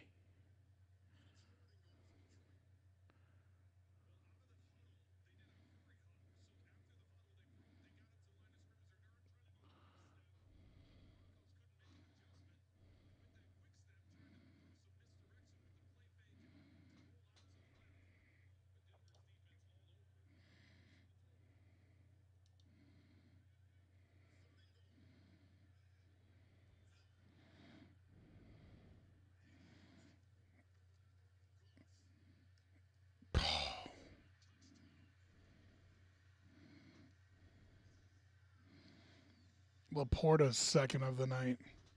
Where are you, Kevin? Iowa Hawkeye, Sam Laporta.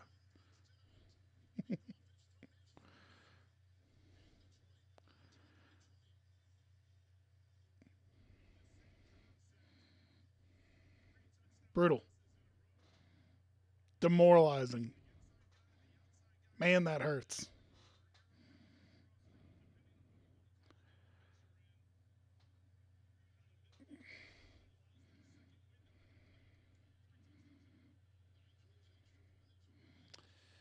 You got to figure out a way to make a stop here, Denver.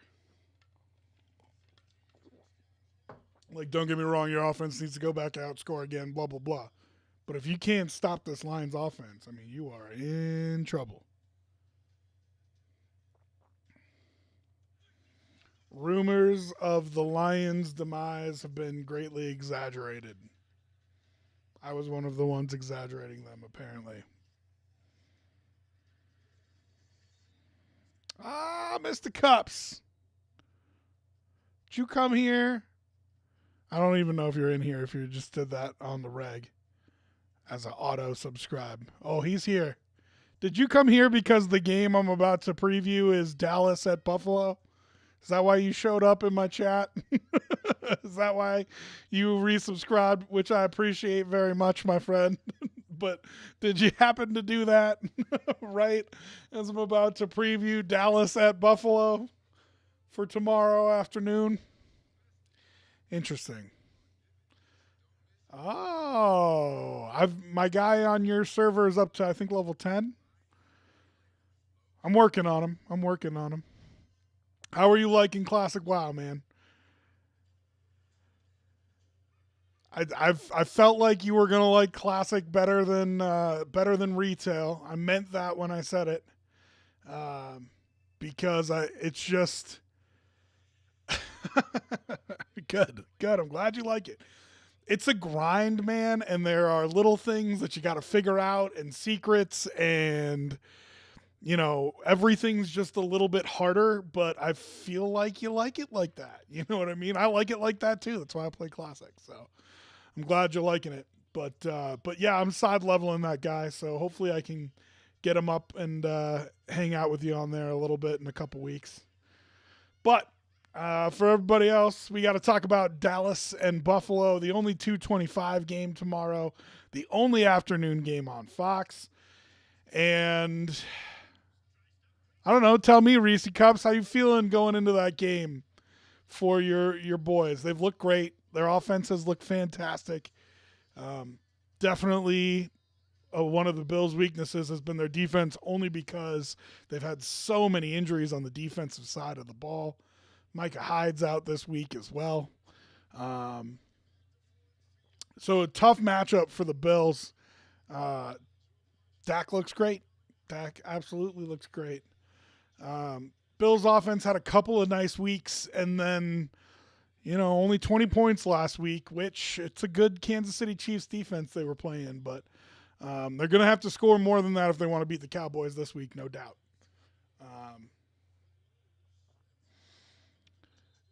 Let me ask you this, Reese, because you never were one to get too overhyped. I know you're a big Dak fan, always have been, but does this one feel different than years past? Because we've done this before. We've done Cowboys with 12 wins or 13 wins, and then, things happen. And I don't feel like this Cowboys team is quite the same as some of those other Cowboys teams that I didn't believe in. I'd like to see their running game be a little bit better. I'd like to see Bland not just go for interceptions all the time. But all in all, it feels a little different than Cowboys teams of the past. So, but then we say that every year, and then they're a Cowboys team of the past. It kind of does, but I'm doing my best to calm down and chill. They seem different this year, but they've let me down a lot. I mean, I know the feeling. I definitely know the feeling. All right, 2nd and 2 for the Broncos here. I think it's important that they're still running the ball, man. Oh, he had that first down, I thought.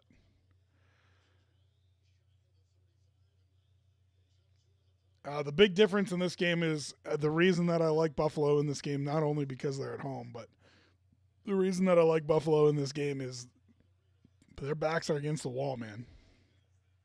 They got to win. Got to do it. God, that sneak just does not feel like it works for the Broncos. But they get enough to get the first down. I'd love to see a little bit more urgency here from the Broncos offense.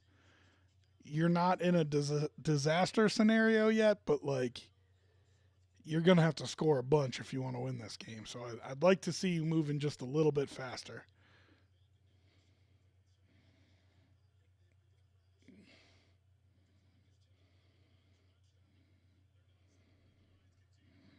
Yeah, and Kevin Harlan talking about it now. Like, a little bit of urgency here would be great from the Broncos. Oh, got rid of it. And now you got room. Now you got lots of room. Had a kid. Nice job by Russell Wilson. He's not as scary when he escapes as he used to be, but he just Houdini's away every once in a while still.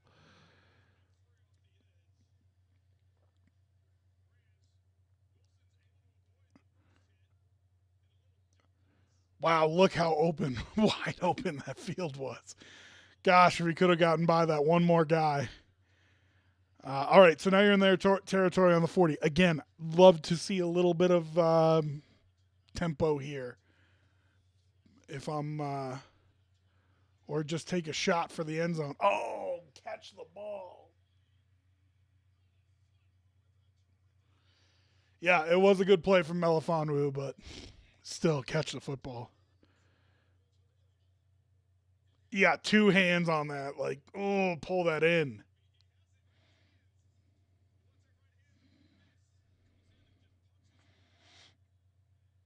Damn.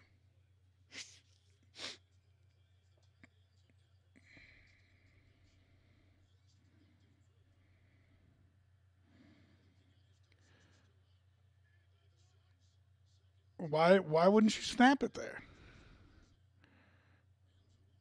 Did you just burn a timeout? Oh.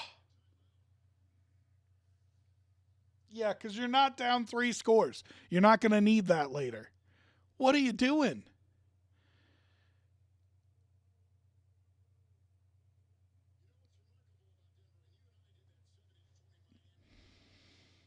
Oh, man, that drives me crazy.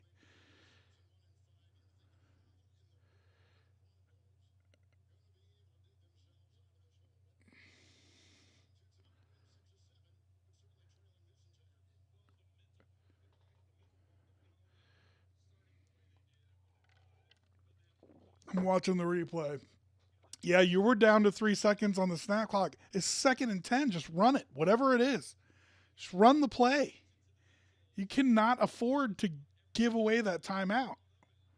And I know you can't afford to give away the yardage with a delay game. Sometimes I advocate for taking the delay game because the timeouts are worth more. Just run whatever you had called. I don't care if it's running into the wrong thing, whatever.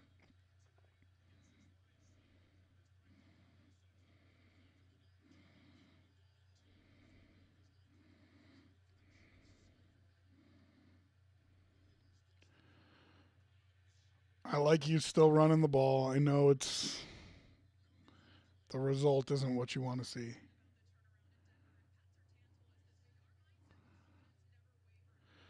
3rd and 10.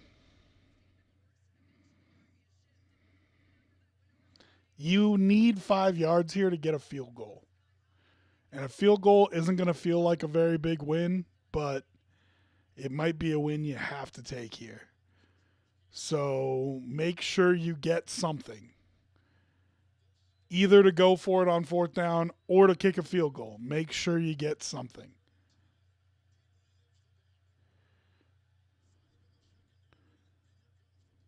All day. There you go.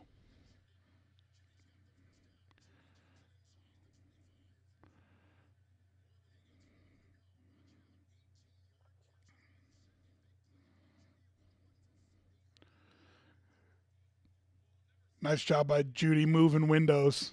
Nice job. So it's a zone coverage, and he was trying to sit down on one side of the linebacker, and the linebacker was just too close to him in the way. And Judy had the presence of mind to move into the next window. Russ throws it ahead of him, throws him open, and an excellent job by the both of them.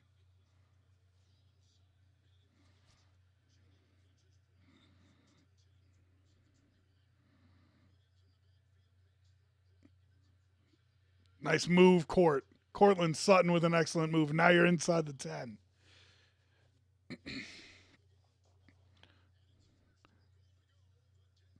Got to punch this in somehow.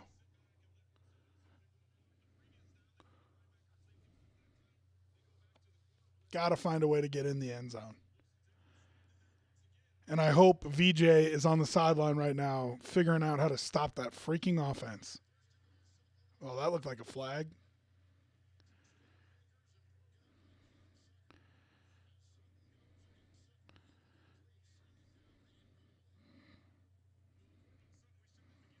No, that was good D. I'll take that back. I mean, it wasn't great D. You could have thrown a flag, but I don't want one there.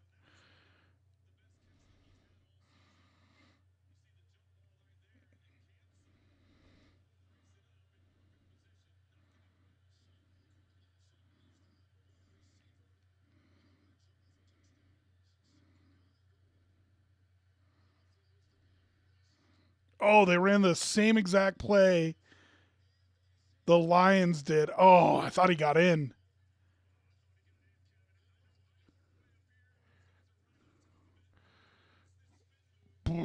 What a hit. Yeah, that's in. That's a touchdown.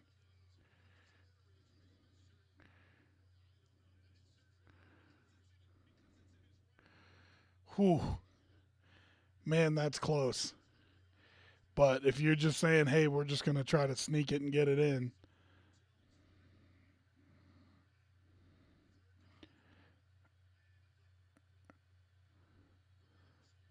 Javonte, run someone over. Get out of here.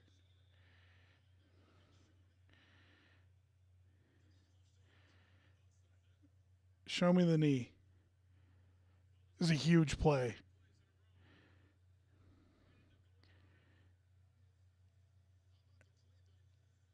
That's a touchdown.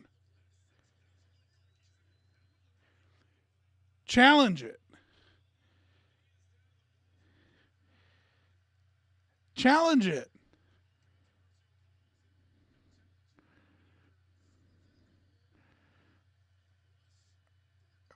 Touchdown.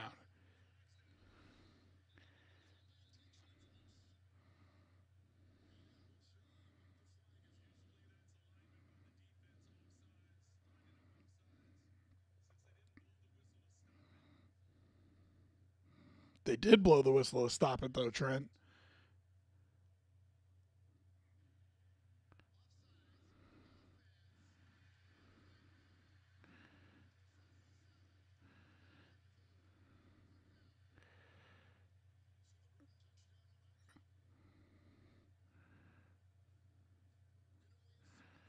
Oh, man.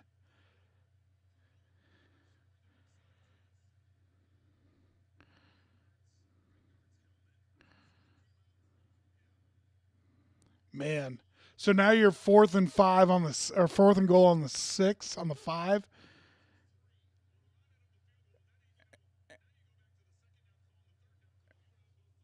Man, can you still challenge?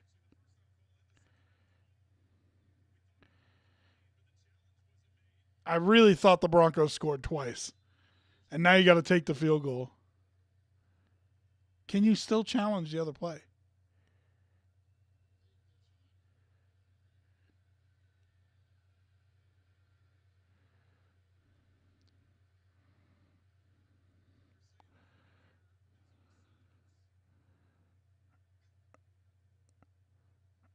Man, that is brutal.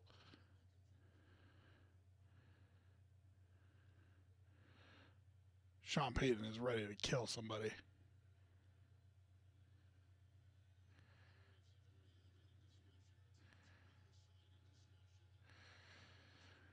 I think you got to take the field goal there, but I hate it. Oh, God, I hate doing it.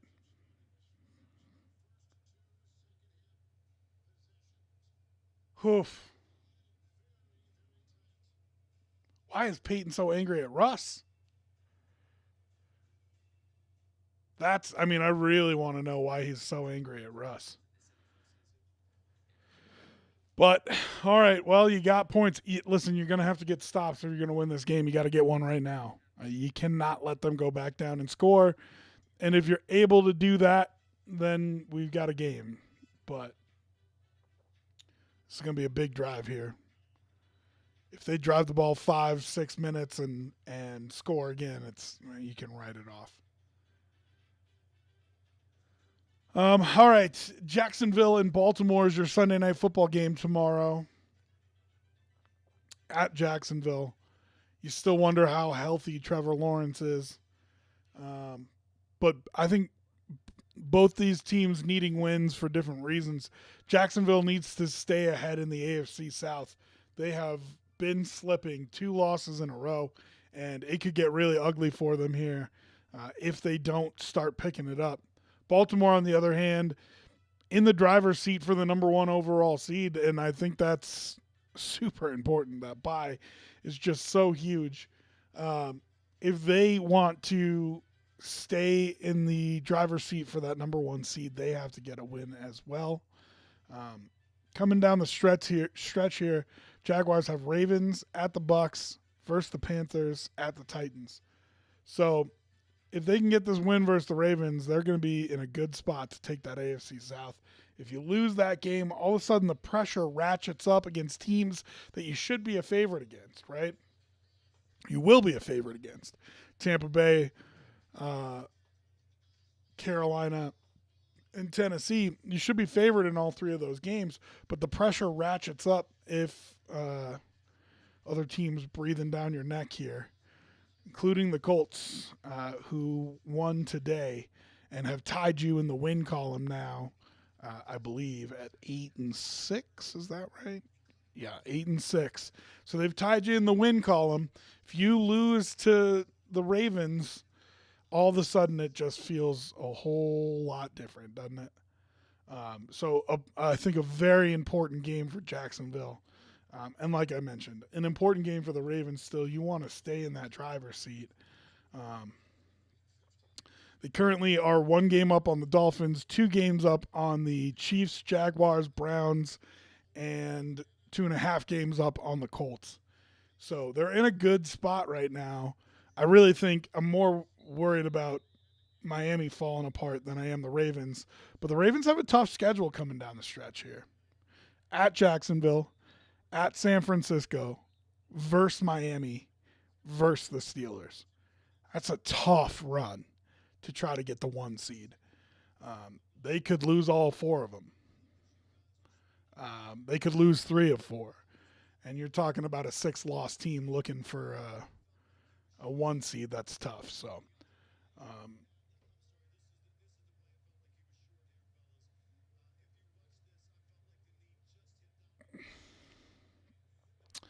Gene Steratore saying that he thought he was down. I don't think so at all. I don't think so at all. But man, it's tough. You gave up 4 points there if you're the Broncos, and you needed every point you can get trying to come back here.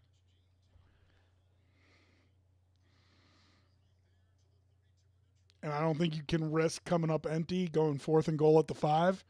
But man, that's tough. 7-yard pickup for the Lions on 1st down.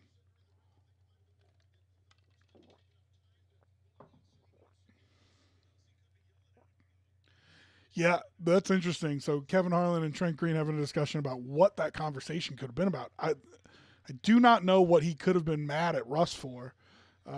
Trent Green postulating that he didn't give him enough time to challenge one of those plays. He moved too quick. It's possible. But all right, we'll take the quarter break with him. We'll be back for the 4th quarter, and hopefully Broncos make this one interesting. We'll be right back.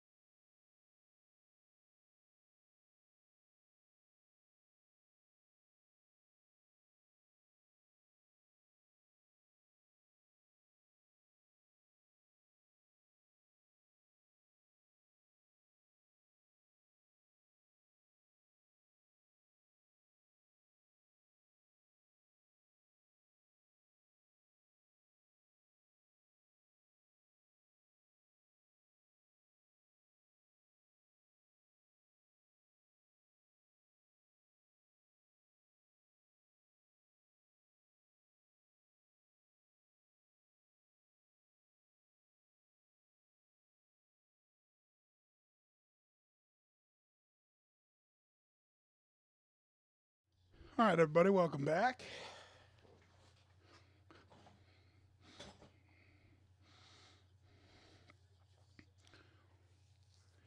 Lions already into Bronco territory. I must have missed a couple plays here.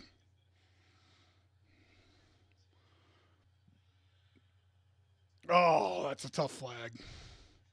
Probably right, but a tough one. Show me again. Fabian Moreau.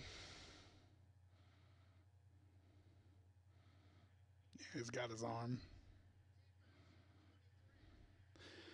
Yeah, it's the right call. It's a tough one, though.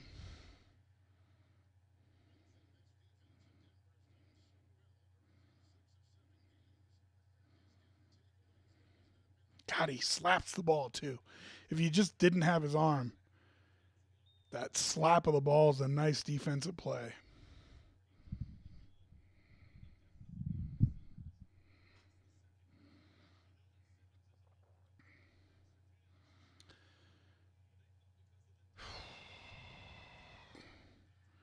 Man, they are just dissecting you right now.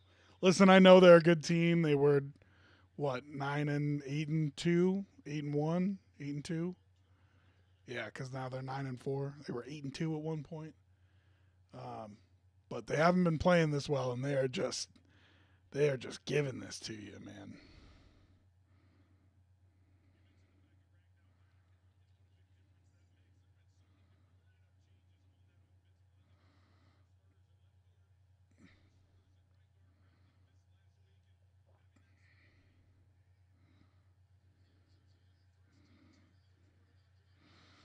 What are you doing? Why are you giving up the edge like that? Who was that?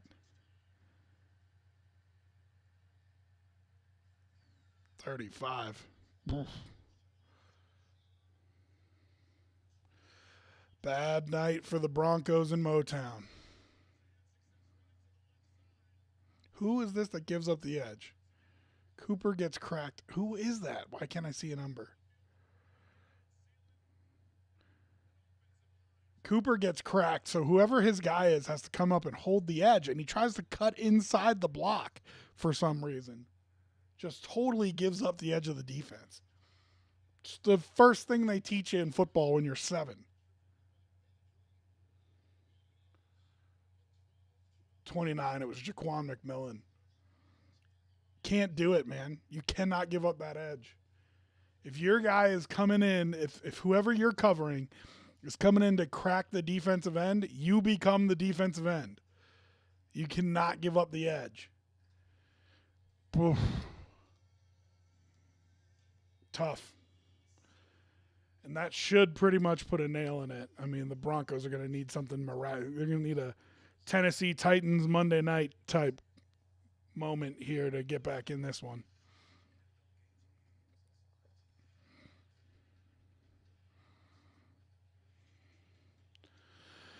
All right, so our final game on the docket for tomorrow, Philadelphia at Seattle. That's a Monday. I'm sorry, that's not tomorrow. That's Monday Night Football. This game got flexed in instead of Chiefs Patriots. Thank goodness. So Philly headed to Seattle. It's a long flight, man. Long flight, tough game. Man, two teams reeling right now, absolutely struggling.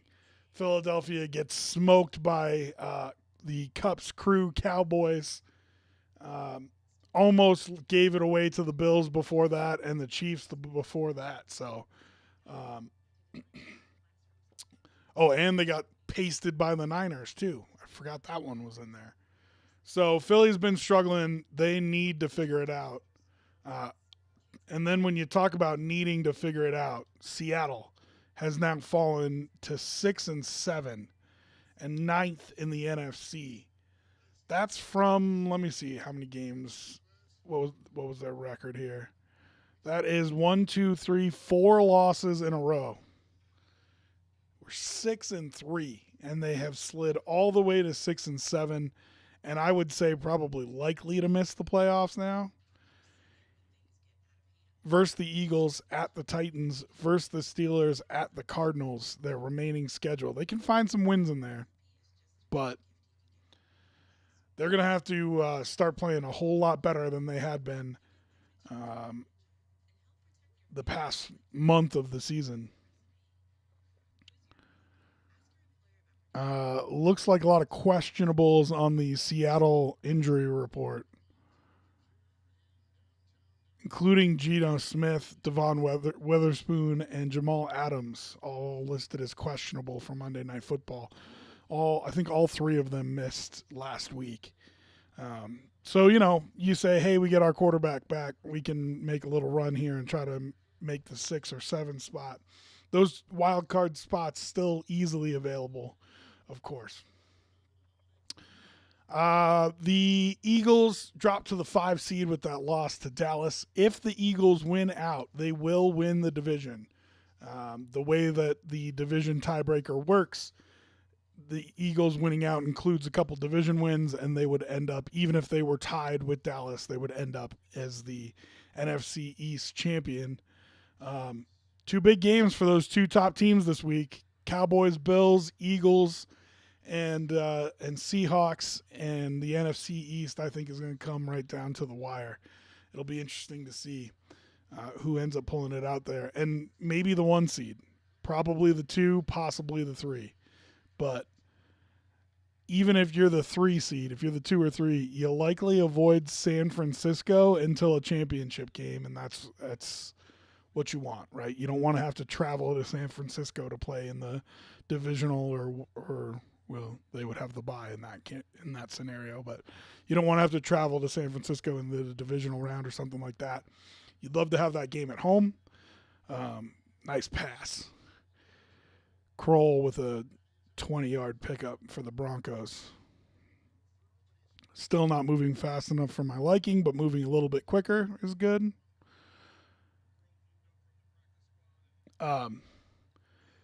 So we'll talk a little bit more about all that playoff seeding coming up, but it's just a very interesting scenario with the late Sunday game window and the Monday Night Football game.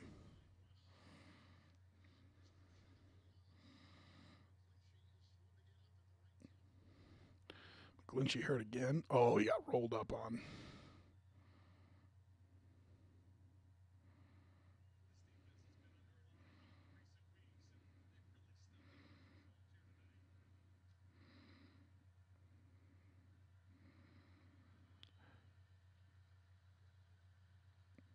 Now it's all about if I can hit my Broncos plus 20.5 bet, right?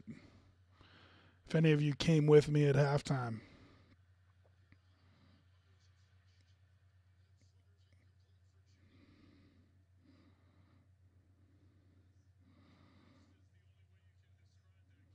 Yeah, show that hit again. Goodness.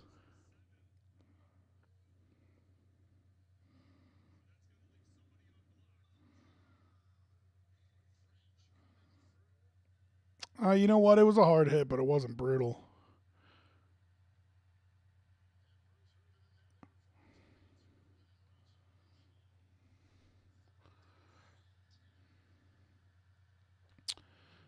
Third and 10, and I mean, you're going for this. You can't afford to give away any possessions here. So, well, I was going to say, did he catch that? What a catch. Excellent job by Mims. Of course, Trent chimes in with, I don't know how he caught that. Yeah, what a catch. Are his feet in bounds? Ooh, I don't know if that second foot's in bounds.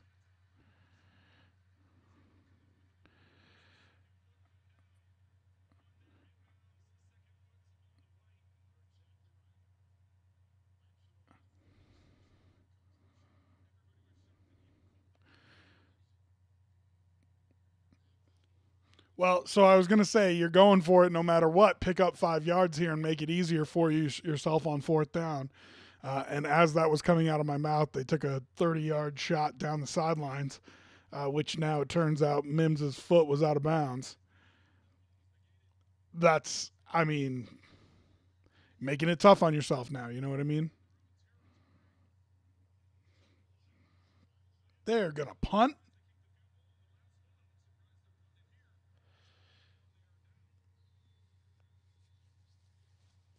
I mean, if that's not a white flag, I don't know what is. Wow. And you're going to get 15 yards because you're an idiot.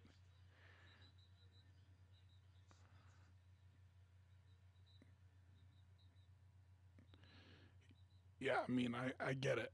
I get him being pissed about that.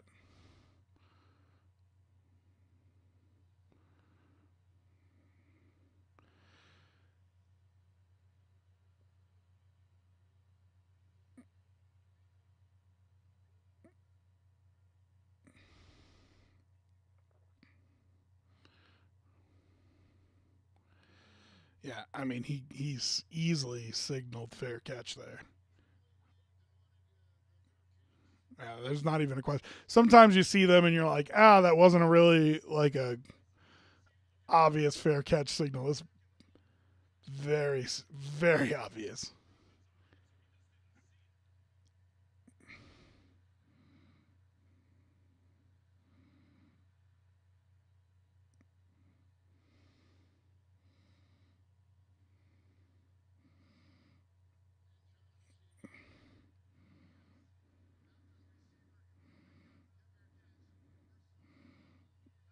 Yes, we know. 15 yards. Let's go.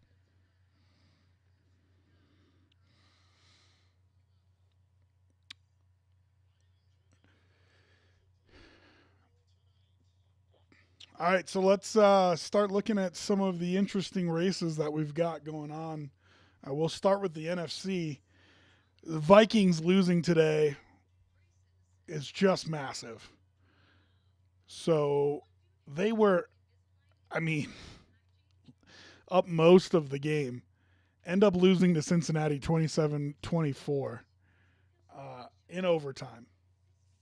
And they go from controlling their own destiny, controlling their own destiny to win the division to maybe falling out of the playoff spot depending on who wins, which of the 6 and 7 teams in the NFC win tomorrow. These NFC South teams all are vying for the 4 seed and to win their division in the NFC South, but they're also one game out of the wild card spots, 6 and 7. And so depending on what teams win, you could end up with a real interesting log jam at 6 and 7 in the NFC tomorrow. The teams with 7 losses right now in the NFC: Minnesota, Green Bay, Los Angeles, Seattle, Atlanta, New Orleans. And then right behind them is 2 teams that were left for dead a month ago, the Giants and the Bears. The Giants have won 3 straight. I think the Bears have won 4 straight, or 3 of 4 maybe. And they're each only 1 game out of the 7th spot right now. So wild card incredibly interesting in the NFC. Who is going to? I mean, same thing as we talked about with the AFC last week, and it will be true for both these wild cards going forward. Someone's going to get hot. Every year, somebody gets hot. Someone's going to get hot and make a run at this, and it'll be interesting to see who that is. The one kicker in it is that the 4 seed is also open to some of these teams. So right now, the 6 and 7 Tampa Bay Bucks are in that 4 seed, but Tampa Bay, Atlanta, New Orleans all could slide into that spot. And if 2 of them are win and go to 7 and 7, you could have one in the 4 seed and one in the 7 seed, which we never thought we'd get multiple teams out of the NFC South, but you might. So that's an interesting spot, the NFC wild card right there, which will play out here over the last 4 games. Detroit coming out throwing.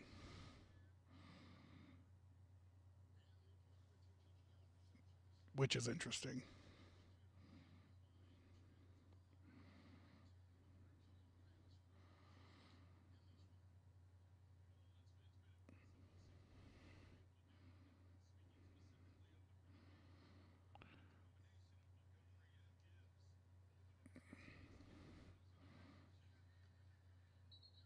And now running out of bounds. But they wound the clock, which I find interesting. I mean, I guess you're not. Yeah, fourth quarter timing rules. But still.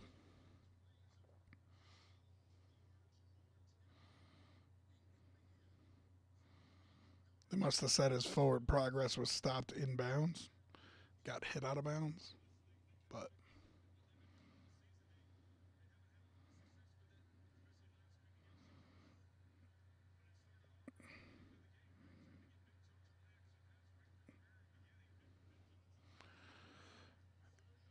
oh, and they get a sack. The drop back was interesting. Um, Not that they need to burn time here, but you would think that they wouldn't want to pass it. Works out for them anyway. No incomplete pass or anything like that. Instead, they get a sack. They're just going to punt it. So at least you get to burn the 40 seconds.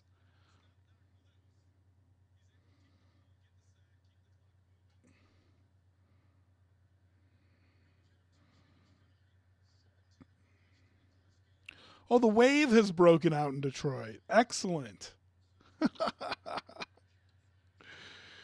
Oh, that should tell you how the game's going.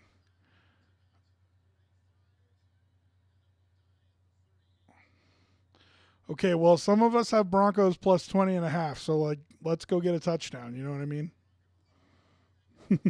How do we what do we think about that? I think maybe we should do that. All right. Also in the NFC, another interesting playoff race, as we discussed a couple minutes ago, is for that 1 seed. Lions are there at 9-4. They're going to get their 10th win. Their 10 wins will tie San Francisco, Dallas, and Philly, but they already have 4 losses. Coming down the stretch, they play the Vikings twice. I know. I think they got another tough. Cowboys. So the winner, let's put it this way: the loser of that Cowboys Lions game is probably out for the 1 seed. The way things are shaping up. Um, but that'll be Monday Night Football on December 30th, so New Year's Eve. Um, is that Monday Night Football? That can't be right.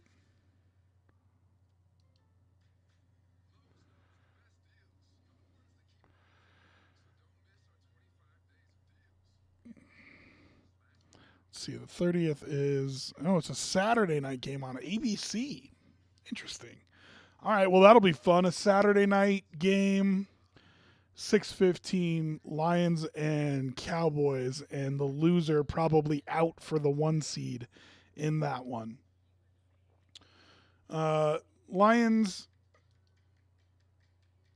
I mean, they'd probably have to win out to get the 1 seed, but that's possible. A couple games against the Vikings and then that big game against the Cowboys. The Eagles have a pretty easy schedule after they play the Seahawks. It's Giants, Cardinals, Giants. Giants have been playing better as of late, but you'd think Eagles can take care of business there if they're still in it for the 1 seed. They might just lay down that last week of the season if they're locked into the 5. So that'll be interesting to see. And then San Francisco down the stretch here at the Cardinals versus the Ravens, at the Commanders, and versus the Rams. 2 tough-looking games there for me in the Rams and the Ravens. And then you got to fly all the way to the East Coast to play the Commanders for a 1 p.m. game. Those are all going to be tough. So you're looking at a scenario in both conferences where your 1 seed might have 5 or 6 losses. Not a year where you got a team that's got 2 or 3 losses like we normally have. Broncos driving, picking up the first down on first down. Beautiful. Love that.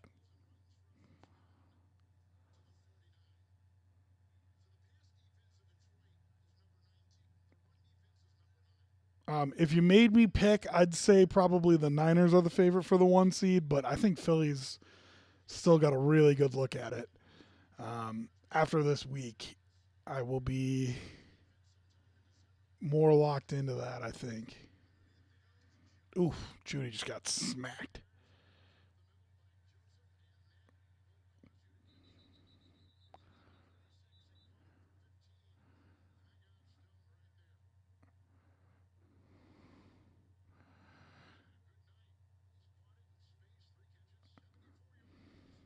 Did Judy really get up and talk smack?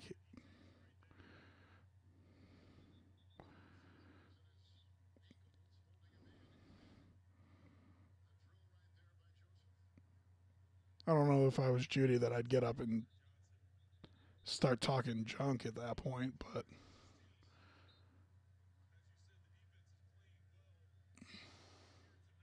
wasn't to the head, but it looks like they're sending him to the 10 anyway.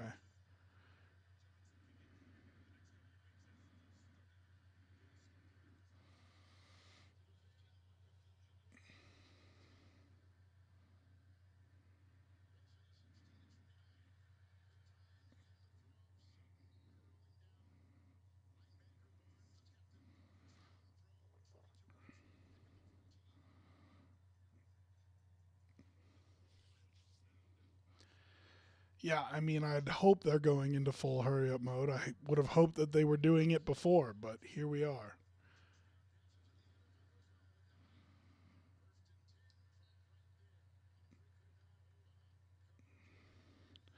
But listen, you've got plenty of time to score a touchdown and get me my cover. So, my 4.5, probably not. But I actually, 3 touchdowns. We're here for it.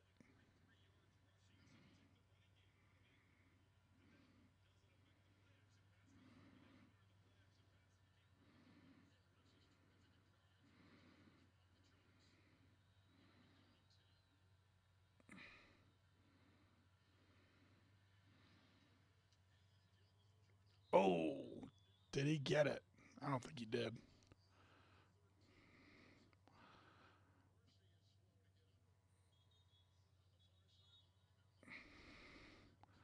Lions with an injury.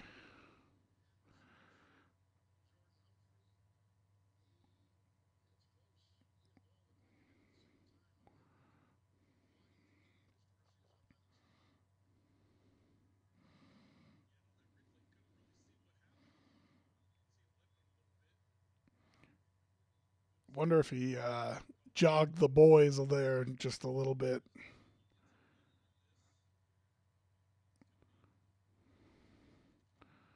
I don't know. Hopefully he's all right walking to the sideline.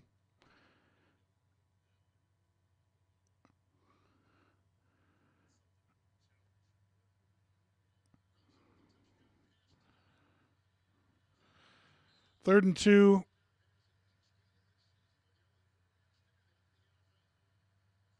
You got 2 downs to pick this up. So,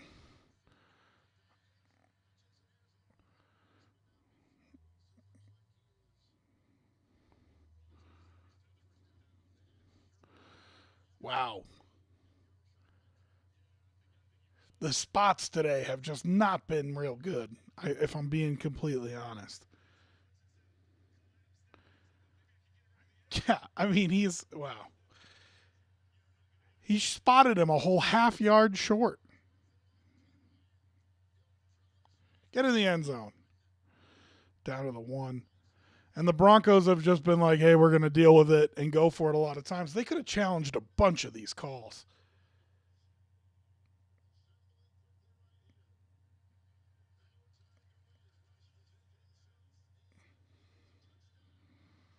Hey, all right. Gonna have to onside it because, you're down 57 scores. But thanks for kicking that field goal before because now you got me my cover.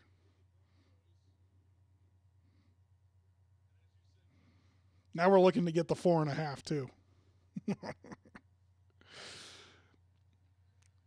mean, it'd be wild. It'd be 3 touchdowns.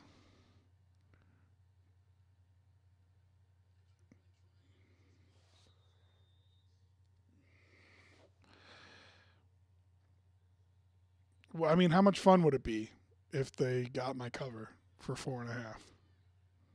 We'd all have a very enjoyable end to this game.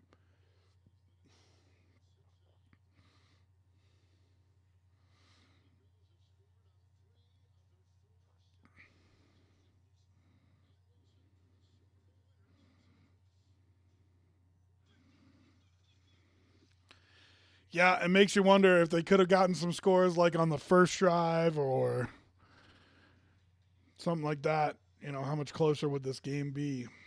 But all right, we talked about how the wild card situations are looking similar in both leagues. 5, 6, and 7 after today's games, all with 8 wins in the AFC. The Browns at 8-5 lead the pack. They're going to play the Bears this week. That for me is just there's something in my head telling me that's an upset. I don't know why. Then two teams are going to play each other, and this is going to happen a lot down the stretch here, where two teams vying for an AFC wildcard spot are playing each other. Browns at Texans. Someone has to take a loss there. Then they're versus the Jets, and then they're at the Bengals. So you're talking about a lot of games where these teams have to beat up on each other a little bit. But Browns at 8-5 in that 5 seed. Bengals with a win today in overtime jump up to the 6 seed. Their remaining schedule is at the Steelers, at the Chiefs, and versus the Browns. You wonder, is 9 going to be enough to get in? Is 10 going to be enough to get in? They certainly can't lose all 3 and think that they're going to make it. So, you're thinking probably a loss to the Chiefs. You better get that Steeler game next week. Otherwise, that Browns game could be a win and in scenario for both teams. That might end up being your Sunday night football win and you're in moment. So with the Chiefs 2 weeks out, the Steeler game for the Bengals next week looks absolutely massive. Feels like you got to win that game. Colts currently in the 7th seed with a big win today over the Steelers, who are spiraling out of control. They end the season at the Falcons versus the Raiders and then versus the Texans. Same thing. You do not want it to come down to that last game. And that is another team in it for a playoff run, in it for a wild card right now, and likely to drop a game down the road, down these next few here, because they're without C.J. Stroud, which means that they're counting on that game against you at the end of the season as leverage to get in. The Raiders will certainly have a part to play in this all as we come down the stretch here. And Falcons are going to be fighting for a playoff spot, so that'll be interesting. Then underneath those teams, you have Houston, Denver, Buffalo, Pittsburgh. We'll go over those in a minute. But those are your 4 teams that are in it for a playoff race, but on the outside looking in. I think the Raiders, even though they're 6-8, are likely already eliminated. I don't know if 9's going to get you in. 9 wins. I don't know if that gets you in. Same thing with the Jets and Titans, both already with 8 losses, and I don't know if 9 is going to get you there.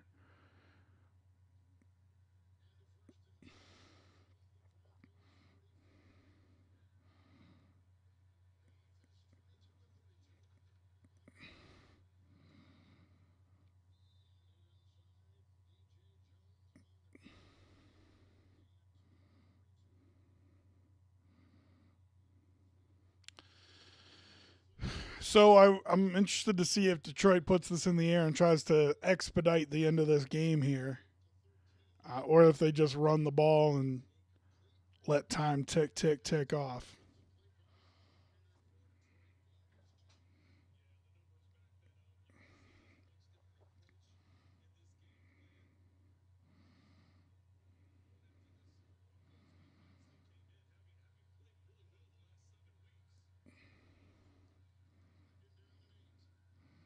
They do throw it. Josie Jewell just got stiff-armed.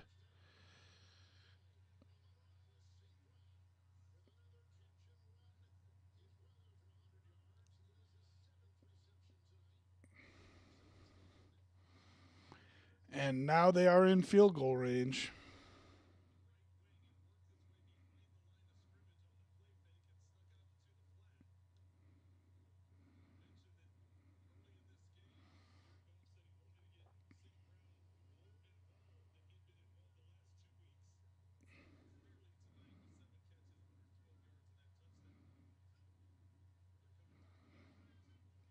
God, I hope they don't take the field goal. Would put me a half point behind. Oh, I need that 20-point cover so bad. 20 and a half.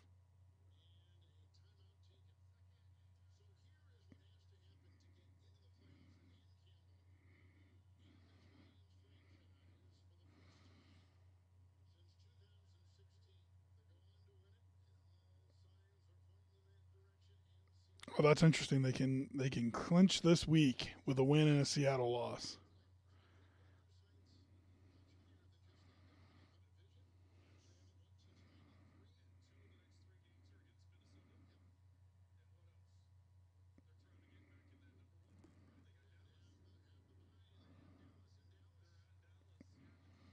Yeah, that game at Dallas is going to be huge. Trenton and Kevin going over the scenarios here for Detroit, which include the fact that they're not dead for that one seed. Man, this Broncos defense is just getting torched in the run game.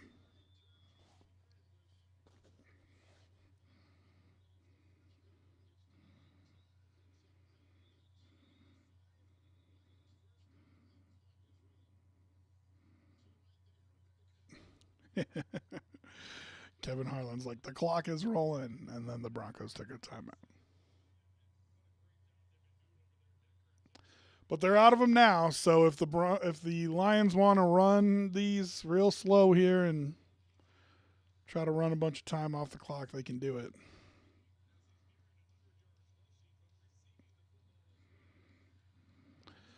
All right, so the teams that are out right now of the playoff picture, the Texans are the top one.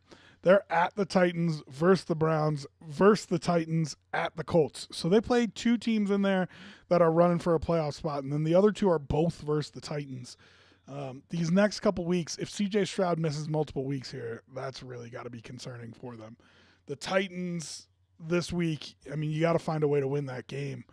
But you get the Browns the week after that, and, it might be Davis Mills versus Joe Flacco there. We don't know.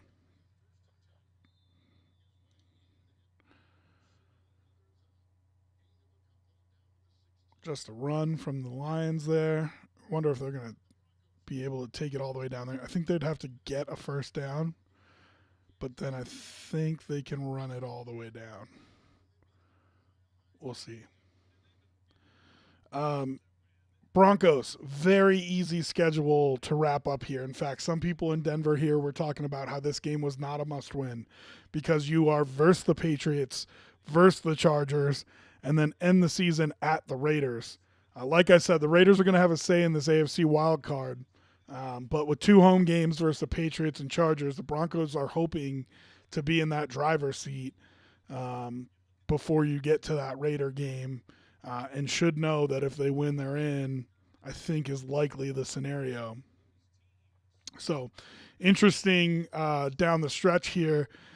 I've heard, and I don't know that this is true, I'm kind of looking as we go here, that they are the only team that's not playing another team in the hunt for the playoffs down the stretch. So Broncos with a good chance to win out, I think, if they can get back to playing good football. Bills, currently, and it's amazing, they're currently the 10th seed, and I still like their chances. Versus the Cowboys, at the Chargers, versus the Patriots, at the Dolphins. I really think the Bills need to win out. But there's only two teams here that have their starting quarterback right now. It's the Broncos and the Bills. And so, what would you expect? I'd expect my $250 million quarterback to get me to the playoffs. You know what I mean? Like this, that's what this says to me. I paid you this contract to get me to the playoffs. Wondering if Dan Campbell's going to go for it here on 4th and 2. If you do, it's all but over. Is he going to kick? He looks like he's going to kick. Oh, no, maybe not. He looks like he's calling a play.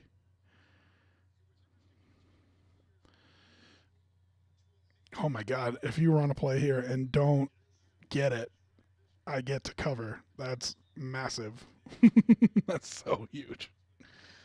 And then finally, the Pittsburgh Steelers, who are just spiraling out of control right now. Mason Rudolph got put in today. They've lost 3 in a row, and to bad teams to boot. They got the Bengals at home, at the Seahawks, at the Ravens to finish up. And they, I think, are out of it. I don't think there's any way. They'd have to win all 3 of those games. And, oh, my God, Laporta with a touchdown.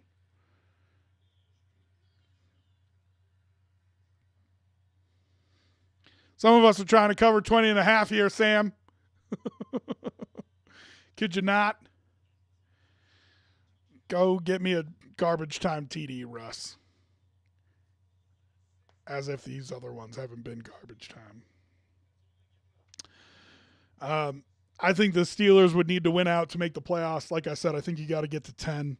I don't think 9's going to do it. And I think they might lose out, to be honest with you. They could lose to the Bengals, Seahawks, and Ravens. So it'll be interesting to see. They have a great opportunity to be a thorn in somebody's side. Kenny Pickett might be back next week, is the reporting that was done today. I don't know that he's your Huckleberry. Like, he's going to come in and save you. But if you have any chance of winning these 3 games, he's got to play them, I think. I don't think you can have Mason Rudolph start these games and think that you got a shot versus the Bengals, at the Seahawks, at the Ravens. So tough run for the Steelers, but I think they're going to end up washing out of this playoff race. They're already in 11th with 7 losses, and I just don't think they can lose maybe one more game, but I think you're going to need, with so many teams already at 8 wins, I think you're going to need 10 to get in.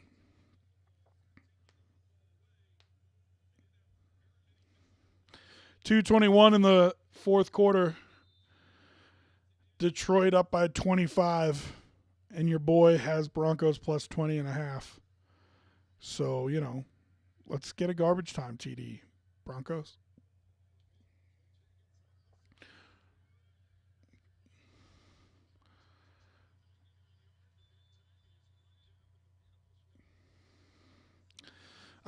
Bills don't have an easy schedule, but I think having MVP playing at quarterback, he is playing that well right now. Broncos have their starting quarterback and a very easy schedule down the stretch. I think Colts, Texans, I think only one of those 2 is going to get in. They do play each other, and that's why. I think Browns, Bengals, only one of those teams gets in. They do play each other, and that's why. So if I had to pick right now, I would say probably Bengals. Oh, man. Probably Bengals, Broncos, Bills are the 3. But I want to say Colts. Colts are the one that's really giving me pause. Texans, I feel like, are going to fall off a little bit here. And not having C.J. Stroud's going to hurt them. Who knows how long that's for, but I imagine just this week. But even dropping that one game could be tough. And Cleveland, I just think I just don't think they can maintain. But they've proved me wrong all year. I said eventually it would catch up with the Steelers, and it did. They're 7-7 now. I just still believe eventually it'll catch up with the Browns, but we'll see.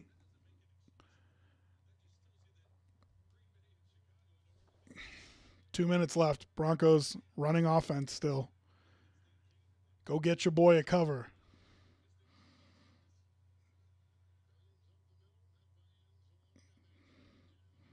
running the ball, but they're still running offense. Want Javonte to break one.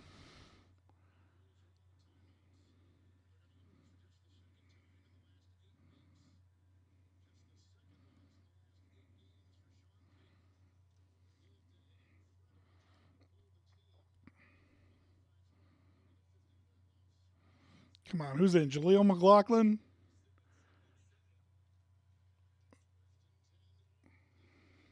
P. Ryan? Break one loose.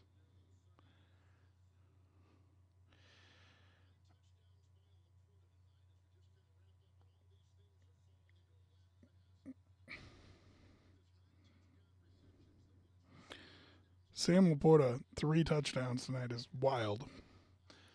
For the number 1 seed, real quickly, in the AFC, Baltimore's got a real tough schedule. So does Miami. I think the Chiefs are going to end up getting it. I really do. They have a very easy schedule down the stretch. I think they right the ship and are an 11-5 1 seed, which is crazy. But I do think that's what ends up happening.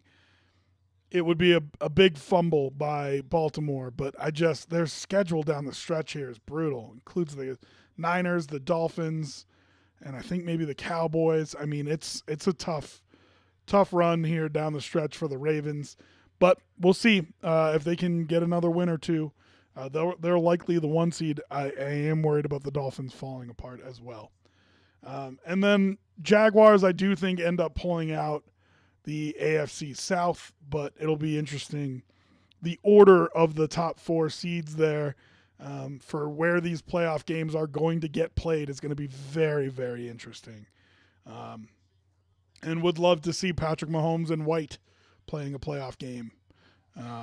Still haven't seen that. So, all right. Well, Detroit gets its 10th win and is still alive for the 1 seed. Remember, they got that big game against Dallas in Dallas, and the loser, I think, is likely out of the 1 seed race. That's not next week, the week after, though, I think. So that one's going to be fun. I think it's a Saturday night game, I said. Broncos, on the other hand, fall to 7-7. They drop below the Bills and the Steelers in the playoff race all the way down to 11th. But a very easy schedule from here on out for the Broncos. 2 home games against the Patriots and then the Chargers. And then they wrap up the season in Vegas against the Raiders. So I don't think, even though they're in 11th, I don't think the Broncos are dead yet.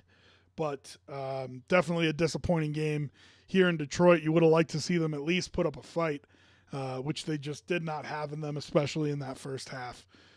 So there you have it. A fun Saturday night game. Tomorrow it'll be just me doing the NFL pregame show. I will be on at 9 o'clock. We are going to fly through the games. Should be a quick one.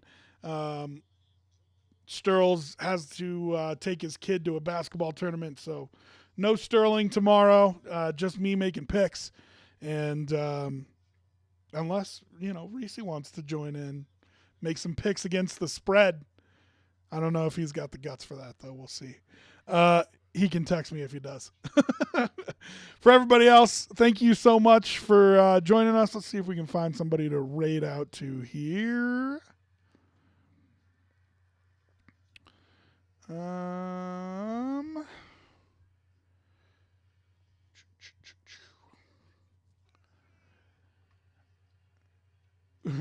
Pools and hot tubs, huh? Maybe I just send you to one of these big channels here. We don't really have a ton of. You know what? Kern's on. Let's send you to Kern. She's nice. She's always fun to hang out there with. So we'll send you to Kernobi. She's of course playing Starfield. Be nice when you get there. Of course. I know we watch football and they play video games, but just be kind. Say what's up. Hang for a minute. Give her a follow if you can. And otherwise, appreciate y'all. We'll see you all tomorrow morning.